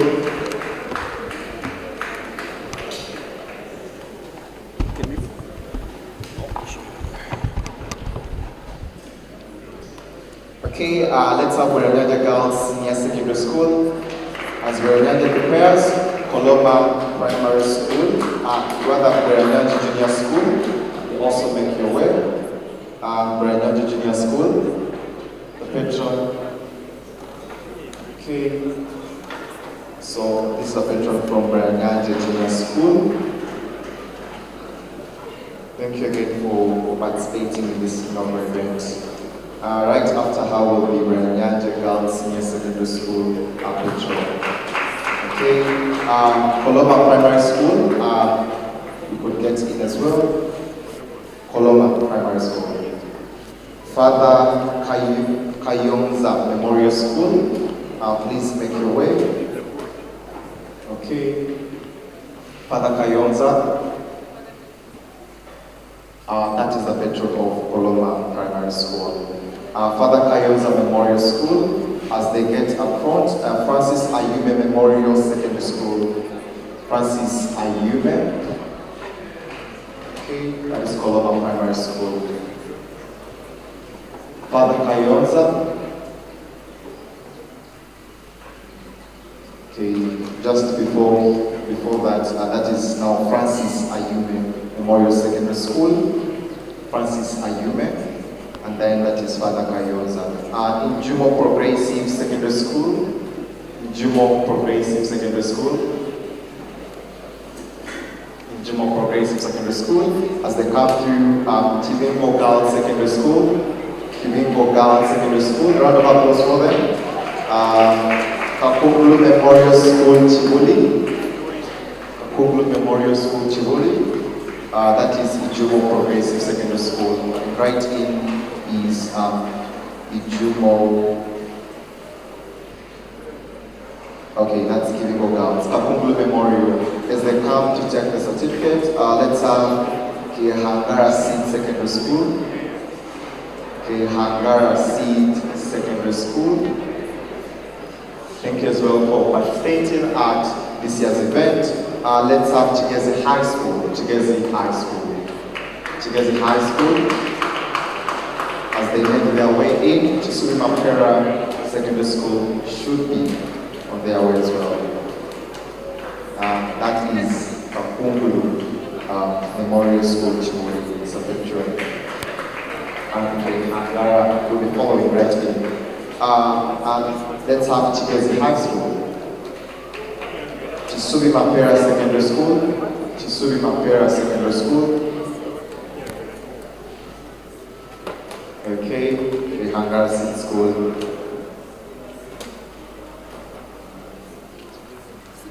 As Chisui Mapera gets here, let's have Kowulubulu Secondary School, all the way from Eastern Uganda. Let's give a round of applause. It's quite a time. Kowulubulu Secondary School. As they get in, let's have Chabugumbi Secondary School. Chabugumbi Secondary School. As they get in, let's have Chezowa Girls Secondary School. Chezowa Girls Secondary School. As Chezowa makes their way, let's have Masindi Army Secondary School.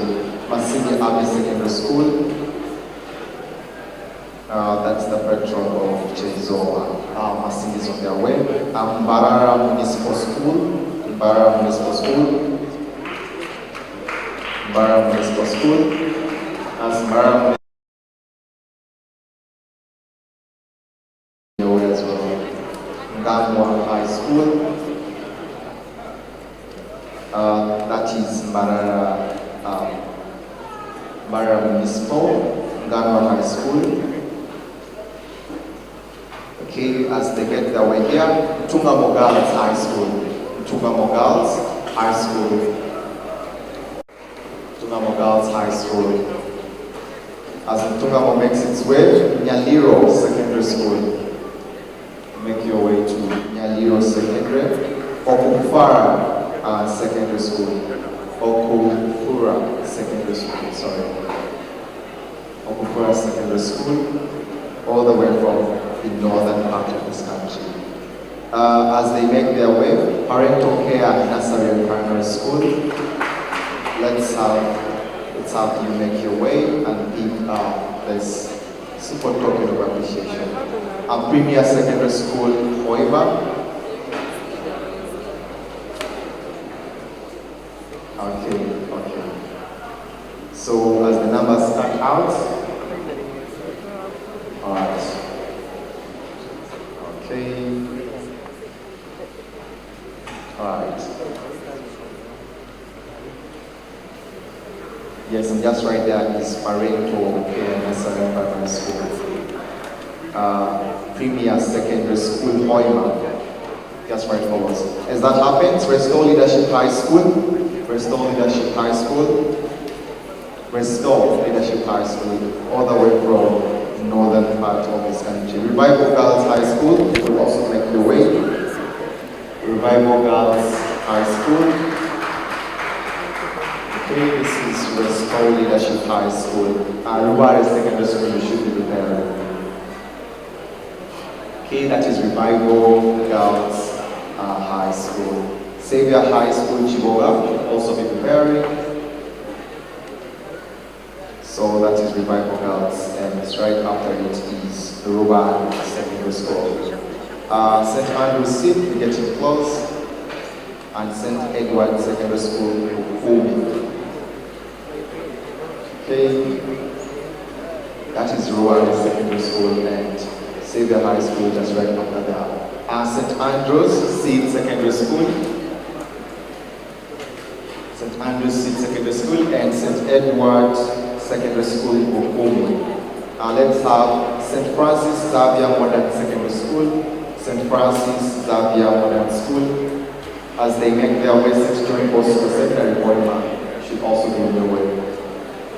St. John Bosco Seminary, Koima should also be on your way. St. Joseph College, Bachi should also be on your way. St. Teresa Girls School, Isenyi. Please make your way. Okay, thank you again for coming at this year's Nationals. Uganda Matters Primary School, please make your way. Uganda Matters Primary School, make your way. Okay, Uganda Matters Camp, Uditi Pierre Girls School. Uditi Pierre Girls School. I hope I got the pronunciation right. Uditi Girls School, make your way. And then, finally, but not the least, let's have 1D Progressive Secondary School. 1D Progressive Secondary School. Thank you again for making it at this year's edition, one of its kind, the inaugural edition. 38 schools participating in the ceremony. And 52 teams in Nigeria. Okay, and just finally, as one progressive secondary peaks, we're talking about appreciation. Let's now move into the next part of this award ceremony. So, this specific award is a bit unique. We did not initially plan for it, but because of the tension the resilience, and how we were able to see how the rounds fared.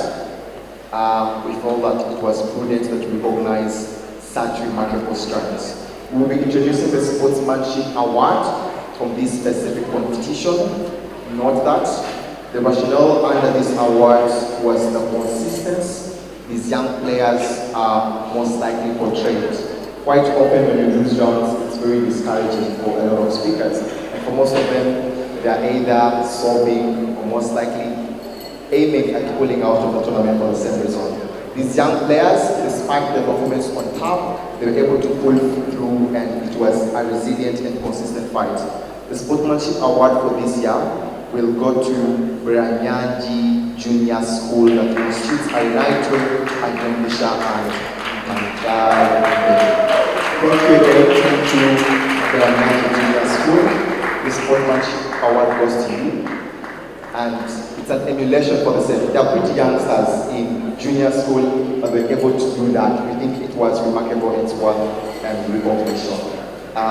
Again, yes, Eric will actually do that award. The third speaker? The third speaker, Ntaga, is it Ntaga? Yes, should be that.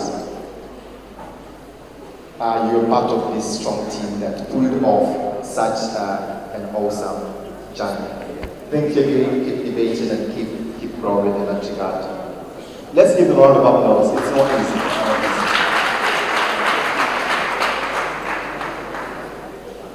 Awesome. We hope to see you at subsequent editions with the same energy, with the same vibe. Thank you again. I'll also thank Eric for awarding this specific category.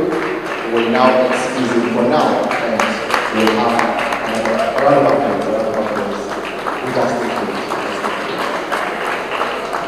Okay, and so for this final award, we shall be going to the Speech Event Awards. I'm not in that capacity to announce these results. I will call upon David, the co-adjudication for this track, to award this ceremony. No, what is going to start with? Start with news anchoring, storytelling, blah, blah, blah. Yeah. Alright. Hi, everyone. Hi, everyone. Unlike Green, the CFP for public speaking needs to wear suits. That is just banter aside. So we are going to start with news anchoring, junior category. We had 2 participants in the finals, all from the same school, that is MBARARA Municipal School for the junior category. The first runners-up, going away with the medal, is none other than Akandinda Verona, MBARARA Municipal School. First runners-up. And automatically, Noyana becomes the overall winner for the news anchoring category. Congratulations to MBARARA Municipal for having taken this year's Nationals Junior Category News Anchoring genre. Right, for the senior, let them faster. Runner-up is Akandinda Verona. The 2 news anchors for senior category is be nearby. We had 2 participants in the finals, and these are the participants. Not the winners, these are the participants.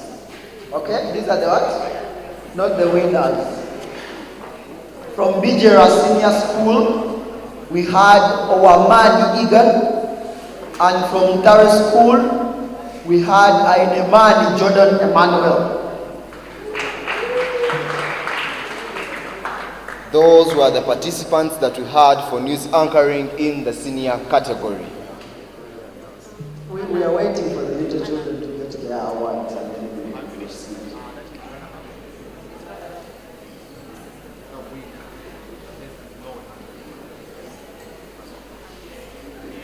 Please give her a bigger round of applause.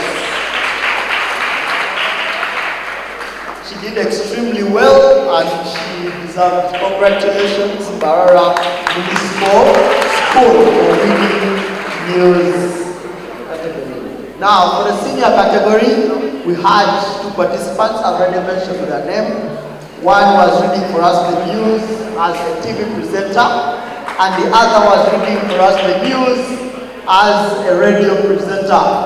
All the three judges agreed that the first runners-up for this year's category, news anchoring, is none other than Ainemani Jordan Emmanuel, first runners-up from NTARE School. Congratulations, Ainemani Jordan Emmanuel from NTARE School. First runners-up, news anchoring category. That means that the overall winner, news anchoring senior category, is none. A big round of applause for Emmanuel Jordan as the award team. A big round of applause, a big round of applause. Congratulations, Emmanuel Jordan. And that means the overall winner for the news anchoring senior category is none other than Wamani Pigan, Vigeras Senior School. Congratulations, please give him a big round of applause. If I had a radio station or a TV station, I would wait for this boy to finish senior 6 and I enroll him. But sadly I do not have, but those that have, please. The patron, please, for all the overall winners, please come with the patron. There is a certificate for the school. A trophy for the winner and a certificate for the school, and then a certificate for the participant. Now, let us go to storytelling. For storytelling senior and junior category, we had 3 participants in the finals. Primary category, we had 1, we had Monique from MBARARA Municipal. 2, we had Daniela from Koloma Primary School. And 3, we had Anna Abela from Koloma Primary School. Second runners-up, junior category storytelling, is none other than Nyakana Monique from MBARARA Municipal School. Congratulations, Nyakana Monique. Second runners-up, junior category storytelling. Monique, please come for your medal. A big round of applause as she comes to receive her award. I can see Koloma is assured that they're winning because obviously there's the first runners-up and the winners from Koloma. But who is it? Congratulations, Monique. First runners-up. The judges agreed that the first runners-up is none other than Atonjire Danieli from Koloma Primary School. That makes the overall winner as Ahabwe Anna Abela from Koloma Primary School. Congratulations to Koloma Primary School. That is the second runners-up. We'll have the patron from Koloma to come and receive their certificate for the work well done. Would like to say this from the panel of judges that the overall winner, Anna Abela, gave a wonderful story, very wonderful, and for someone her age, would not expect it, but it was very fluent, very wonderful. It had everything that was needed within the task, and not giving her the trophy would have been a disservice. Congratulations, Koloma Primary School, and congratulations, Anna Abela. We pray that you do not stop here, continue telling stories, and surely one day we will still celebrate you at other events. Senior category storytelling. This was also interesting. First runners-up. Give it up for. Second runners-up. Give it up for Kisembo Gaudensia from St. Andrew's Seed. That is senior secondary school. That is the second runners-up senior category storytelling. A big round of applause as she comes to receive her award. Second runners-up, Kisembo Gaudensia from St. Andrew's Seed Secondary School. As she's coming on stage, we also want to read the first runners-up. That is none other than Murunji Adolf Afisa from Kare School. This boy has been the most vibrant participant in the entire tournament. Was our MC.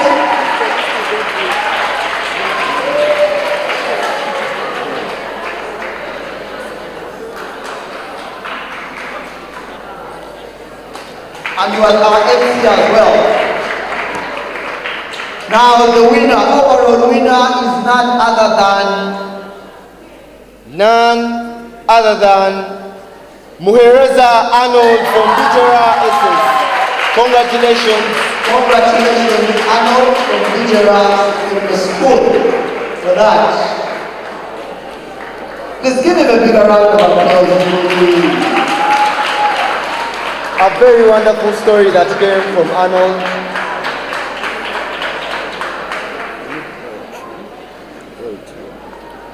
Alright, we are going in for poetry and public speaking. Congratulations, Arnold. Congratulations, Bijera Secondary School. Congratulations, the patron. Now we are going to the category of poetry and public speaking. This is what we did. For poetry, both junior, senior, and public speaking junior and senior, we are just going to recognize first the overall preliminary speaker. What does this mean? This simply means that out of the 5 rounds that we had for the senior category, this particular individual was able to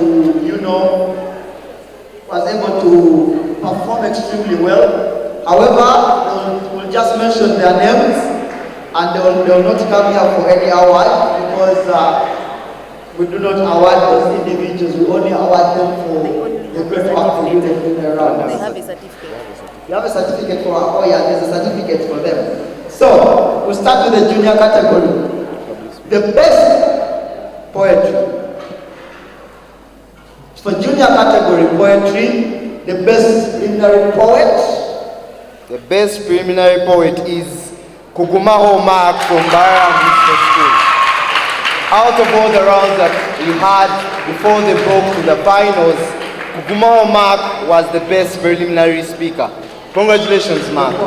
Yes, now in the finals we had 2 participants, and we also want to say that Mark was able to be the best and the winner overall for poetry.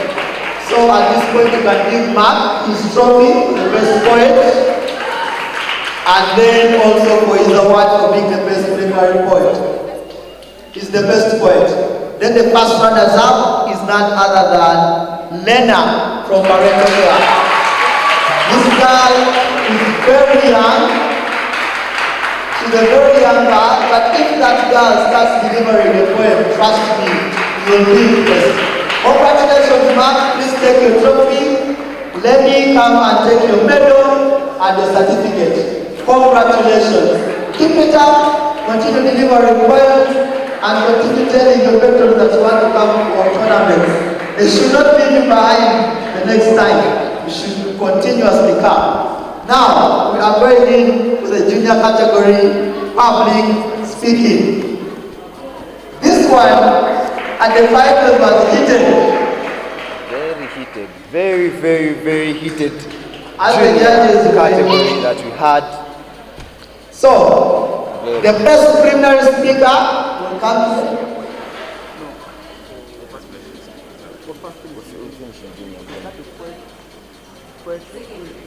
Secondary. Okay, secondary poetry. The public speakers first rate. Eh? No pressure, no pressure.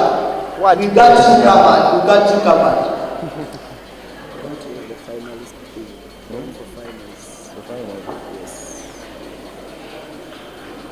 For poetry, senior category, we had 5 individuals in the finals. The good thing is all of them will be walking away with a medal and a certificate.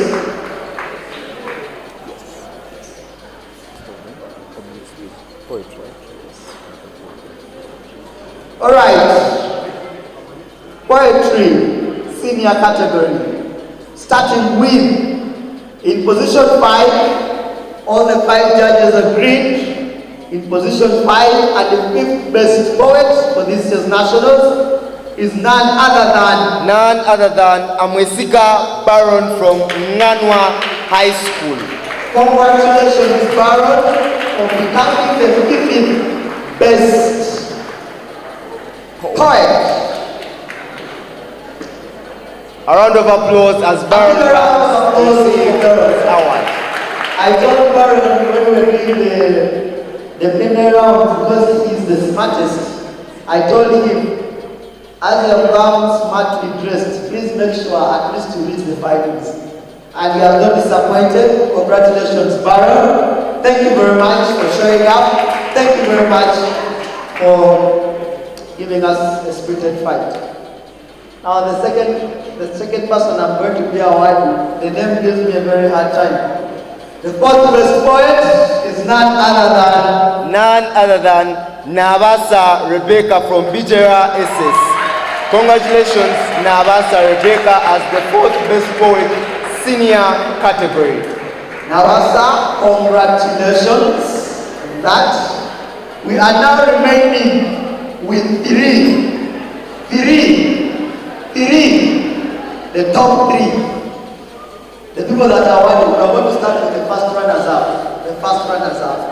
So that we give them the pressure, who wins and who is third. Eh? Yes, just for the pressure. I like drama and I like the pressure. The judges agreed. The first runners up, that is the 2nd best poet.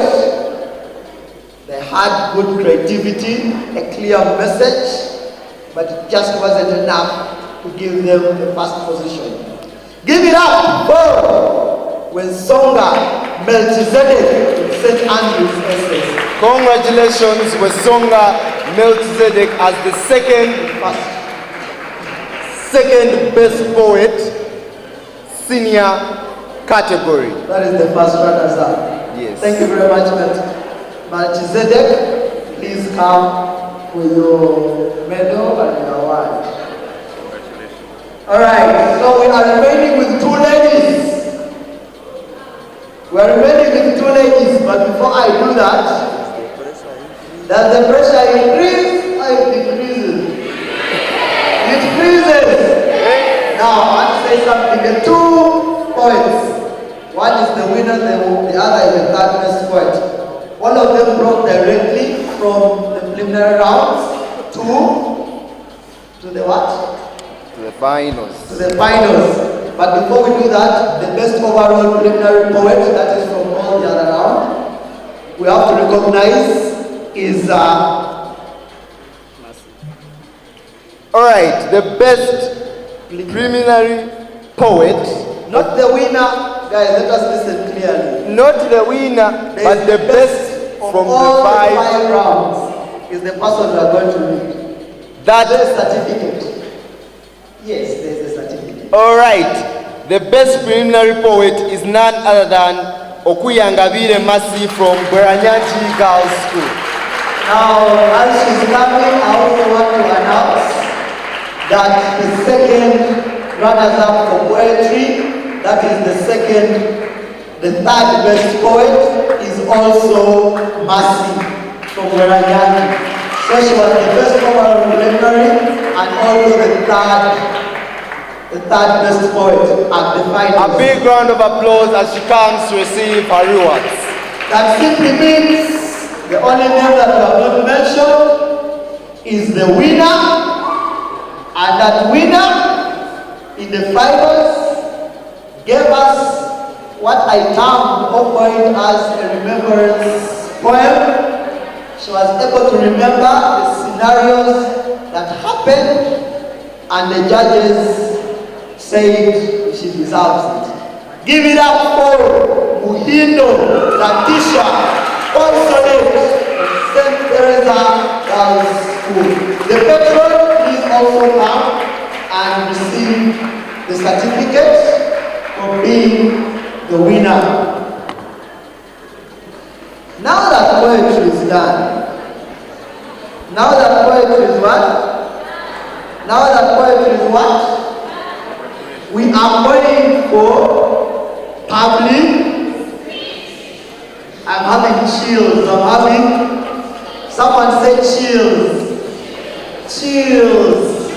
Chills. Chills. Outside. Alright, before we do that, we would also recognize the best winner speaker. For the junior category public speaking, we had 3 preliminary rounds. And out of those 3 preliminary rounds, Kitami Nasha Magambo was able to emerge as the best preliminary speaker. We invite her to get a certificate for that, for being the best preliminary speaker. Why is this her speech very important for the preliminary rounds? She was able to have average of 75 for all the rounds. That is an exceptional speech from a primary student, because our age was 60 to 80. Congratulations. Congratulations. Hey, the certificates of being the best preliminary speaker. In case you win, we'll call you back. In case you win, we'll call you back. Oh, definitely. Alright. Now let us look at the results of the finals. Second runners up, junior category public speech is none other than Natukunda Abigail Denise from Koloma Primary School.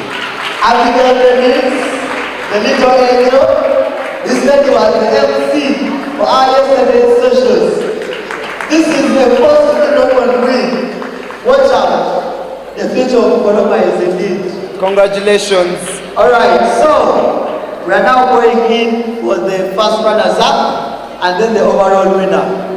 The first runners-up, public speaking, is none other than Ayebade Emanuela from MBARARA Municipal. Alright, and that leaves the overall winner for junior category public speech as Chitami Nasha Magambo from Uganda Matters Primary School. That simply means she did not. Let us first have the first runners up and then we'll have the overall winner. This means Chitami did not only just emerge as the best from the preliminary round, but she also went ahead to win the finals. Congratulations. The final task was a persuasive speech, and she was in position to persuade us why we need to unite and fight against climate change.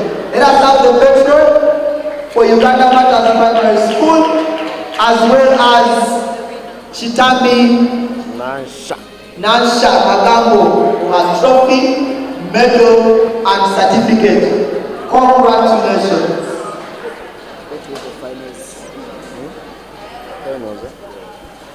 Alright,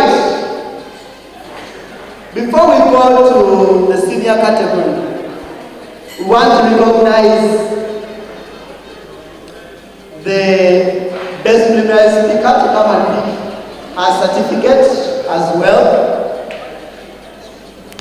But the top 4 speakers in the preliminary round, all of them had an average of 71. However, there was one who had 71.6, and that is none other than, as they say, numbers do not lie. That is none other than Nakawesa Amira Kwagala from Kapungulu Memorial School. She emerged as the best preliminary speaker. Please come forward for your certificate. On to the finals. We had 6 participants, and sadly, we will only award the top 5. What I'm going to do is that I will read number 5, number 4, number 3, number 2. Then the remaining one is number 1, and the other one is number 6. Hallelujah. Praise the Lord. God is good and all the time, and that is nature. Give the Lord a big round of applause. I am not a pastor. I am not a pastor. All right. The 15th best public speaker, 15th best public speaker is none other than Kabandama Aida from St. Teresa Girls School.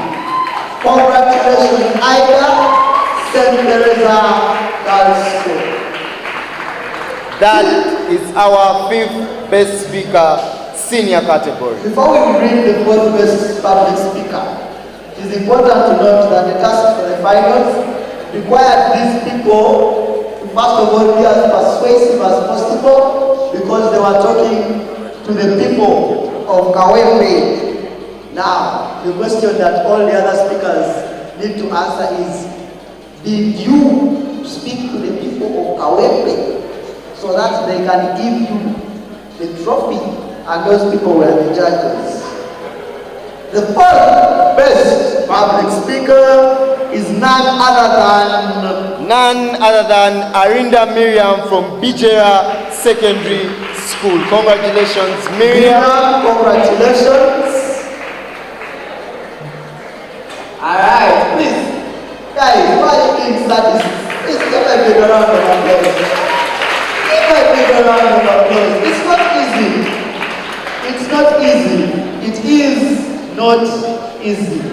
Congratulations, Miriam. As Miriam is getting a certificate and medal. The second runner-up. The second runner-up and the 3rd best public speaker. If you have not yet had your name, you are close to the trophy than ever before. If I were you, I would be praying. If you speak in tongues, you do so. You want the drum roll? If you are a Muslim, you call out to Allah. If you are a patron, I don't know. You start praying that you go back home with a trophy. The 3rd best public speaker is none other than Nakawesa Amira Kwagala from Kakungulu Memorial. A big round of applause. Congratulations, Amira Kwagala from Kakungulu Memorial School. Not only was she the best female speaker, but in the finals she was able to be the 3rd best public speaker. A big round of applause for her. How many people are remaining? How many people are remaining? How many? Someone says sat. As some person said, silly. Those are the balls that Barcelona swallowed yesterday. No, Barcelona scored, but it was not enough for them to go to the finals. As an Arsenal fan, I was hate watching against Barcelona, and we were here. Okay, let us proceed. I'll tell you the story afterwards.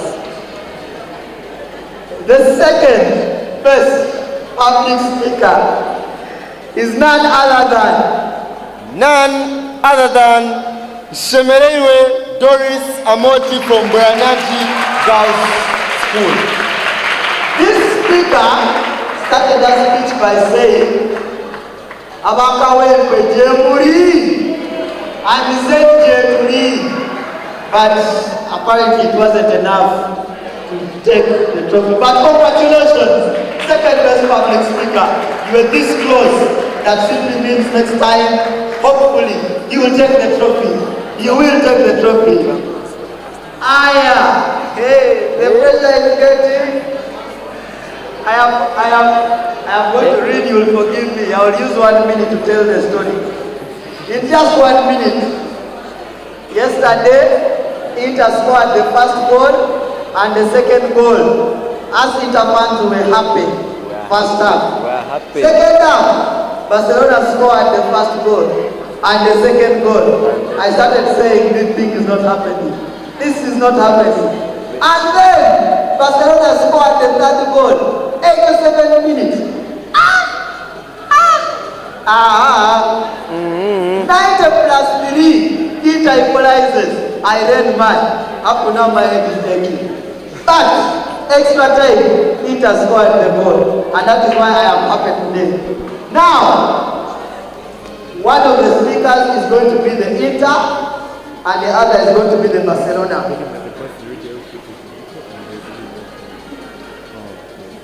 What does this mean? We have 2 speakers remaining. The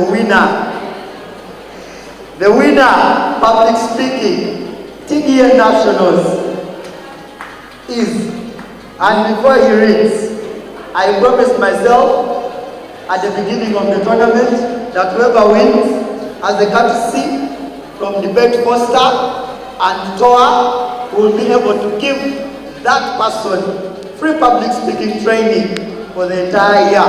Whenever they want. And it was for the first time that no boy made it to the finals. There were only ladies in the finals. Yes, yeah, we can celebrate them. Please, give a bigger round of applause to the ladies. The winner, public speaking category senior, TDA Nationals. All right, the winner, public speech, senior category. Drum rolls, please. Drum rolls, please. Is none other than Kamira Babutire from Kakumulu Memorial Secondary School. Congratulations, Kamira. Congratulations. Please, a bigger round of applause. A bigger round of applause. Whoever listened to the finals, you will know that her speech was indeed delivered to fit the audience and the people of Kawempe. Congratulations, congratulations. Take the trophy, be happy. And our average was 77 overall out of 80. Congratulations, congratulations. At this particular point, you have seen my face long enough. I am going to invite the smart man in a suit, but I'm not happy. Next time you tell me, we are suits together. Thank you very much. And even Henry is not wearing a suit. But you will be fine. But for me, I'm smarter than you. Read.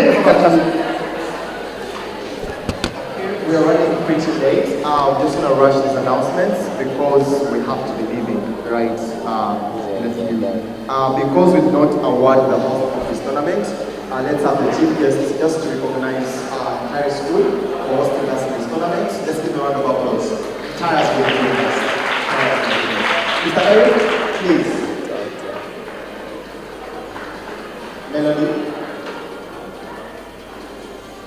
You didn't separate the categories. Sorry? You can read them in separate categories.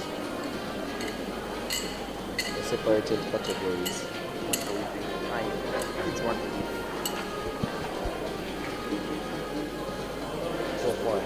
Alright. So yeah, let's give a round of applause to the chief guest. They'll be awarding this final track and then we'll probably call it again. Yes. What in primary, how many? Okay. So we just need to start it off. We'll start with the junior category. We shall be having the speaker announcement. We'll be inviting the top 10 speakers. This year we shall award the top 10 junior speakers. So just real quick, and we will usher in the top 10 junior speakers. Hello everyone, Henry here. Out of the pool of amazing speakers, we're able to have 10 amazing speakers. Number 10 from Uganda Matters Primary School. Sorry if I butcher your name. Nyonshuti Sevia.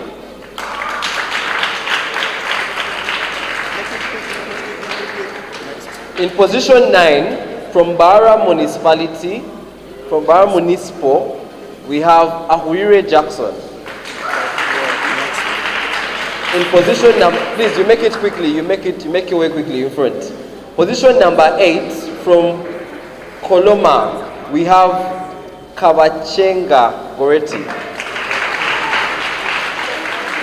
Position 7, from Parental Care, we have Ainembabazi Enjo Tracy.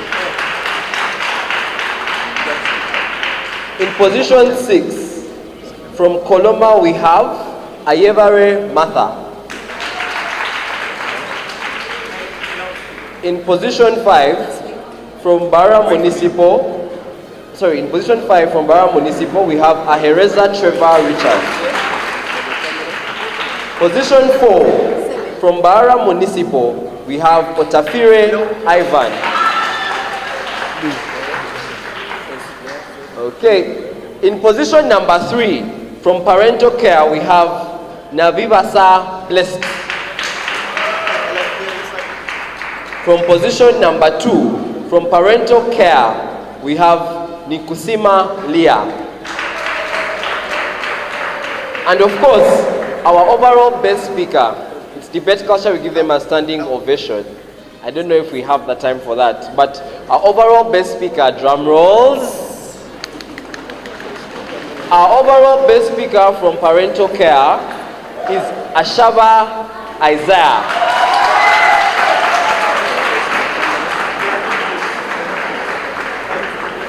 Isaiah, bless.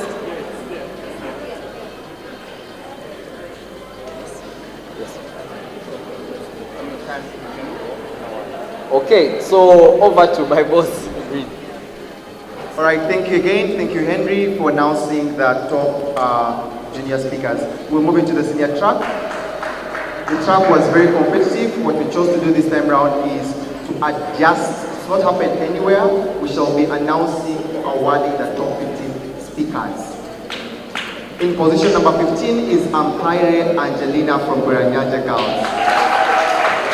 Ampire Angelina. In position number 14, we shall have Mueveza Joel. From NTARE. Yes, from NTARE School. Make it big as well, just right after her. In position number 13 is Katindave Jacqueline from Revival Girls.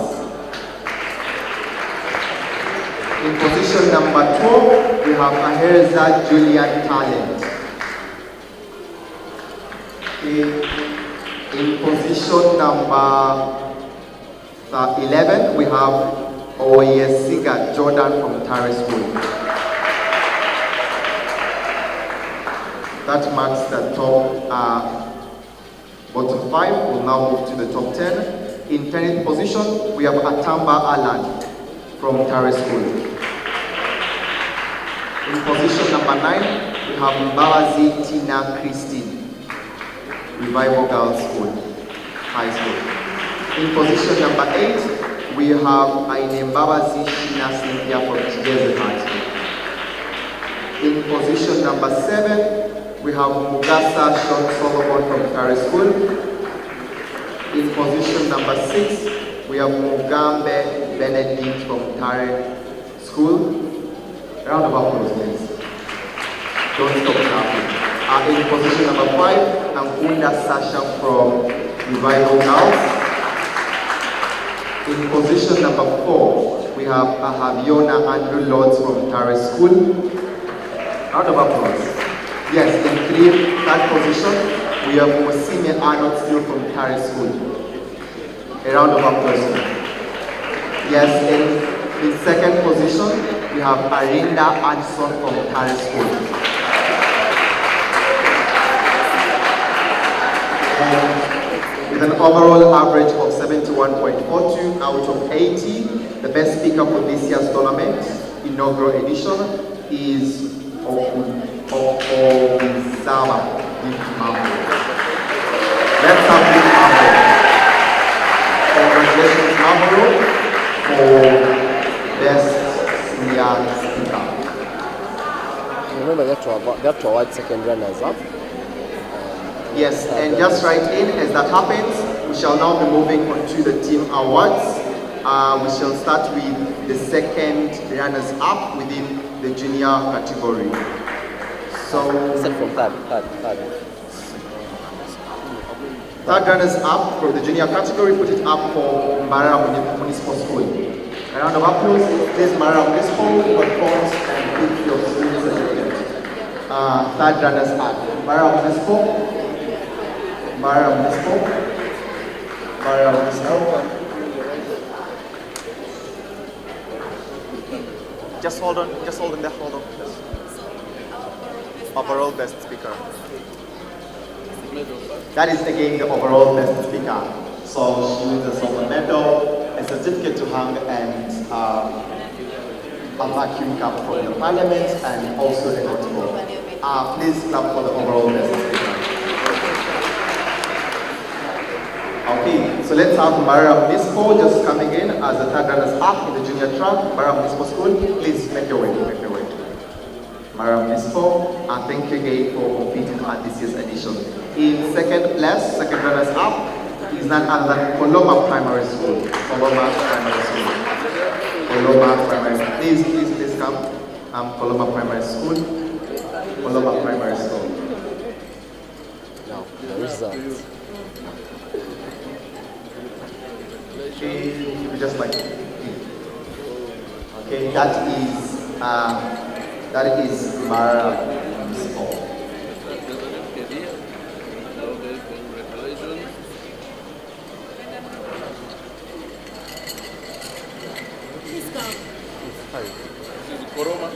Yes, that is Koloma Primary School. So that's then the results. So what's yours? The results. What is the fourth one?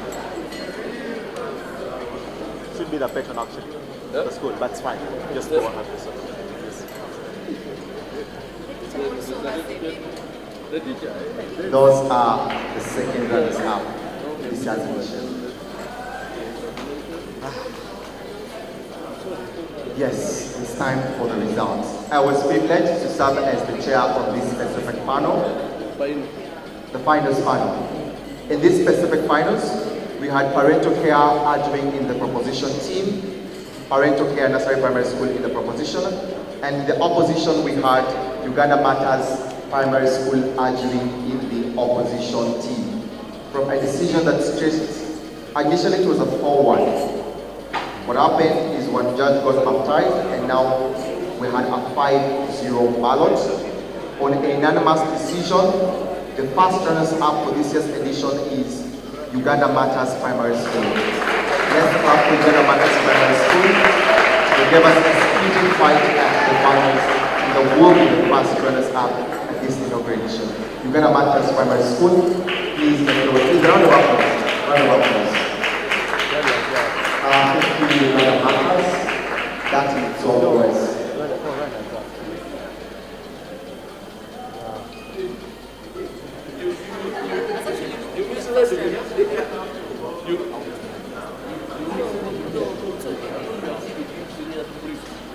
Okay.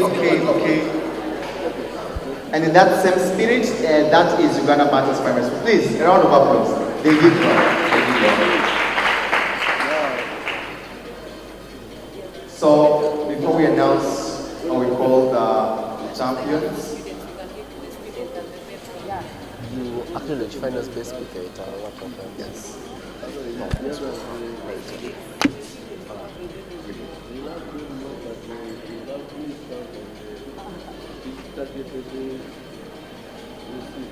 Please keep clapping for them. They did good. They did good. Uganda Matters Primary School. They did awesome. Thank you, Uganda Matters Primary School, for a heated final. And on a 5-0 decision, all the 5 judges decided that parental care nursery and primary school wins this competition. Congratulations, parental care. Let's have the debaters. Let's have the debaters from parental care nursery and primary school. A round of applause. Let's applaud them. Let's applaud them.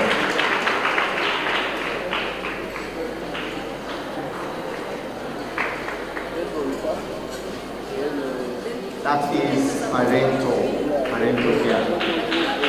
Oh, the gentlemen you see following parental care that are not in the uniform were initially hobbies of the school. And so we think it's in solidarity to work with them. That is parental care nursery primary school. All the way from Michigan.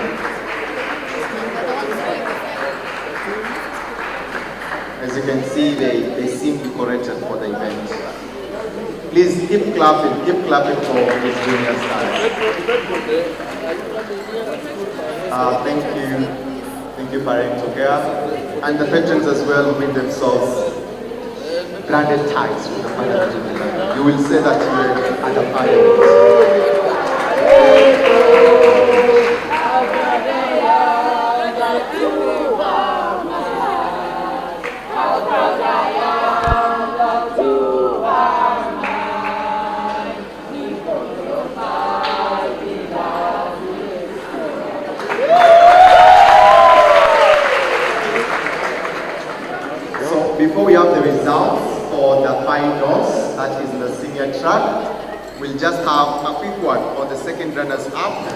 third runners-up.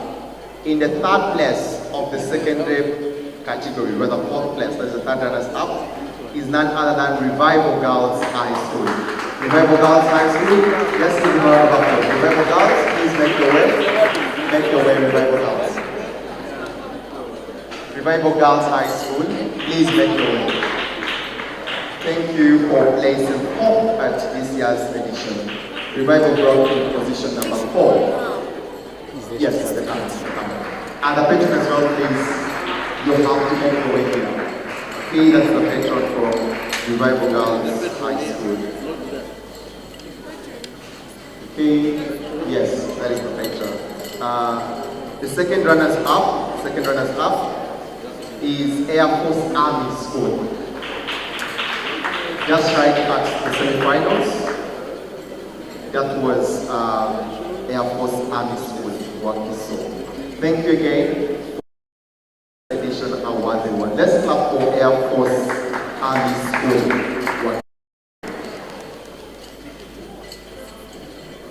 That is Air Force. Please applaud them. It's a direct judge as well getting here.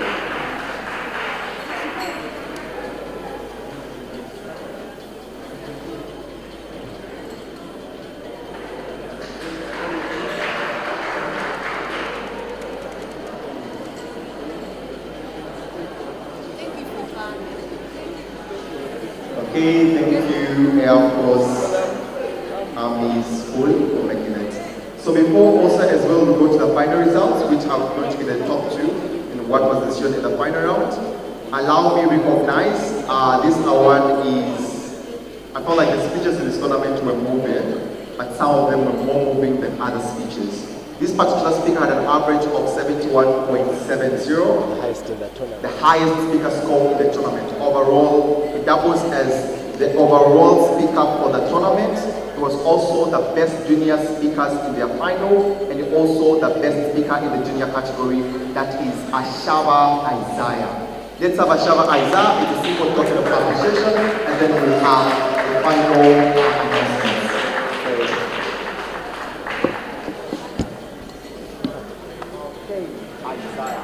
Thank you, Breeze. Guys, Isaiah for you.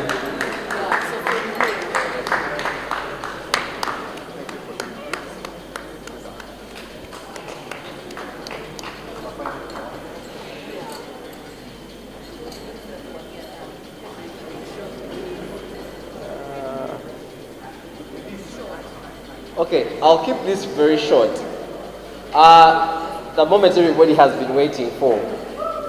So in this final we had NTARE School in proposition and we had Chigezi High School in the opposition.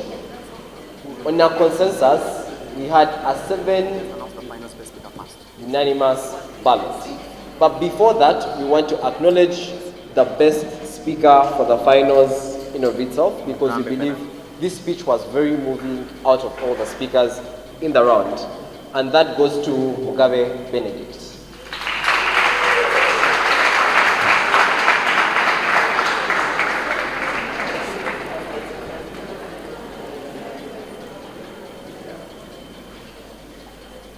Make it quick.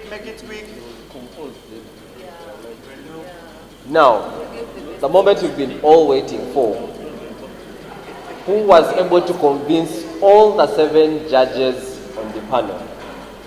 This deliberation was heated, but we acknowledge that both teams had amazing cases.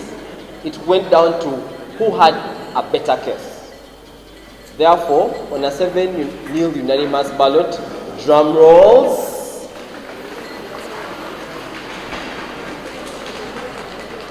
The champion of the inaugural TDN Nationals was a team of students. These students were in the proposition, NTARE School. So let's first invite the runners-up, Chigezi High School, to get their awards, and then we can call upon the champions. A round of applause for the runners-up.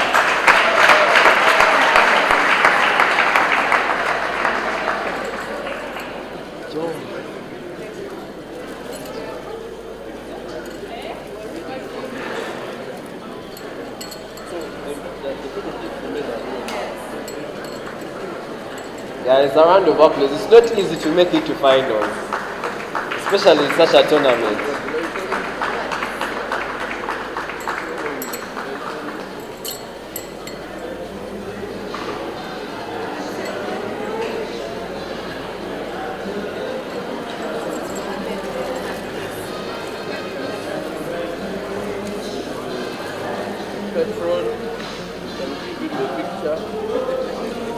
Thank you very much, Shigezi, for a spirited debate. And now, we would like to invite... Oh.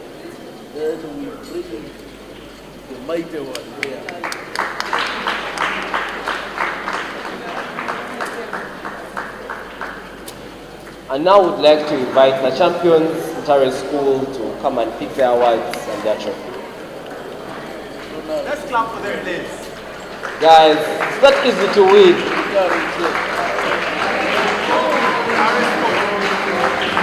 And I would like to point out that this team was unbeaten the entire tournament. Broke first, unbeaten, and went through up to the finals unbeaten. Round of applause. It's the least we could do since no one was able to beat them. What is the bedroom? So now, the penalty is there. Guys, a round of applause. Winning is not easy. Last year,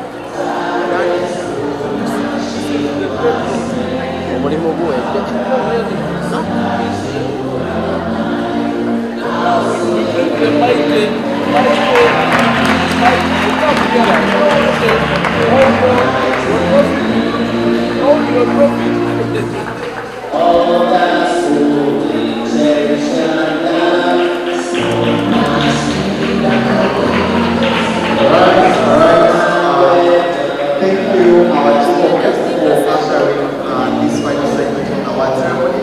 From the former education team, once again, thank you to everyone who has made this tournament worth it.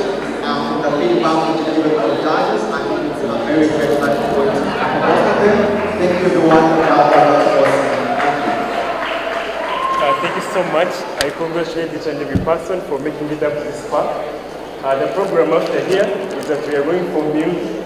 For those that are not traveling right now, feel free to make your way to the dining hall and go for the meal. I think we must have closing remarks from the TDN director, and that is Mr. Eric, to conclude this program. Thank you so much. Then also the second best speaker from the senior category should look for me for their diaries.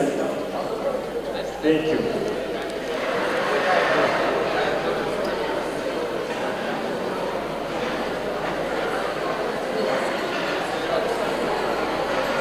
Okay, thank you so much, friends, and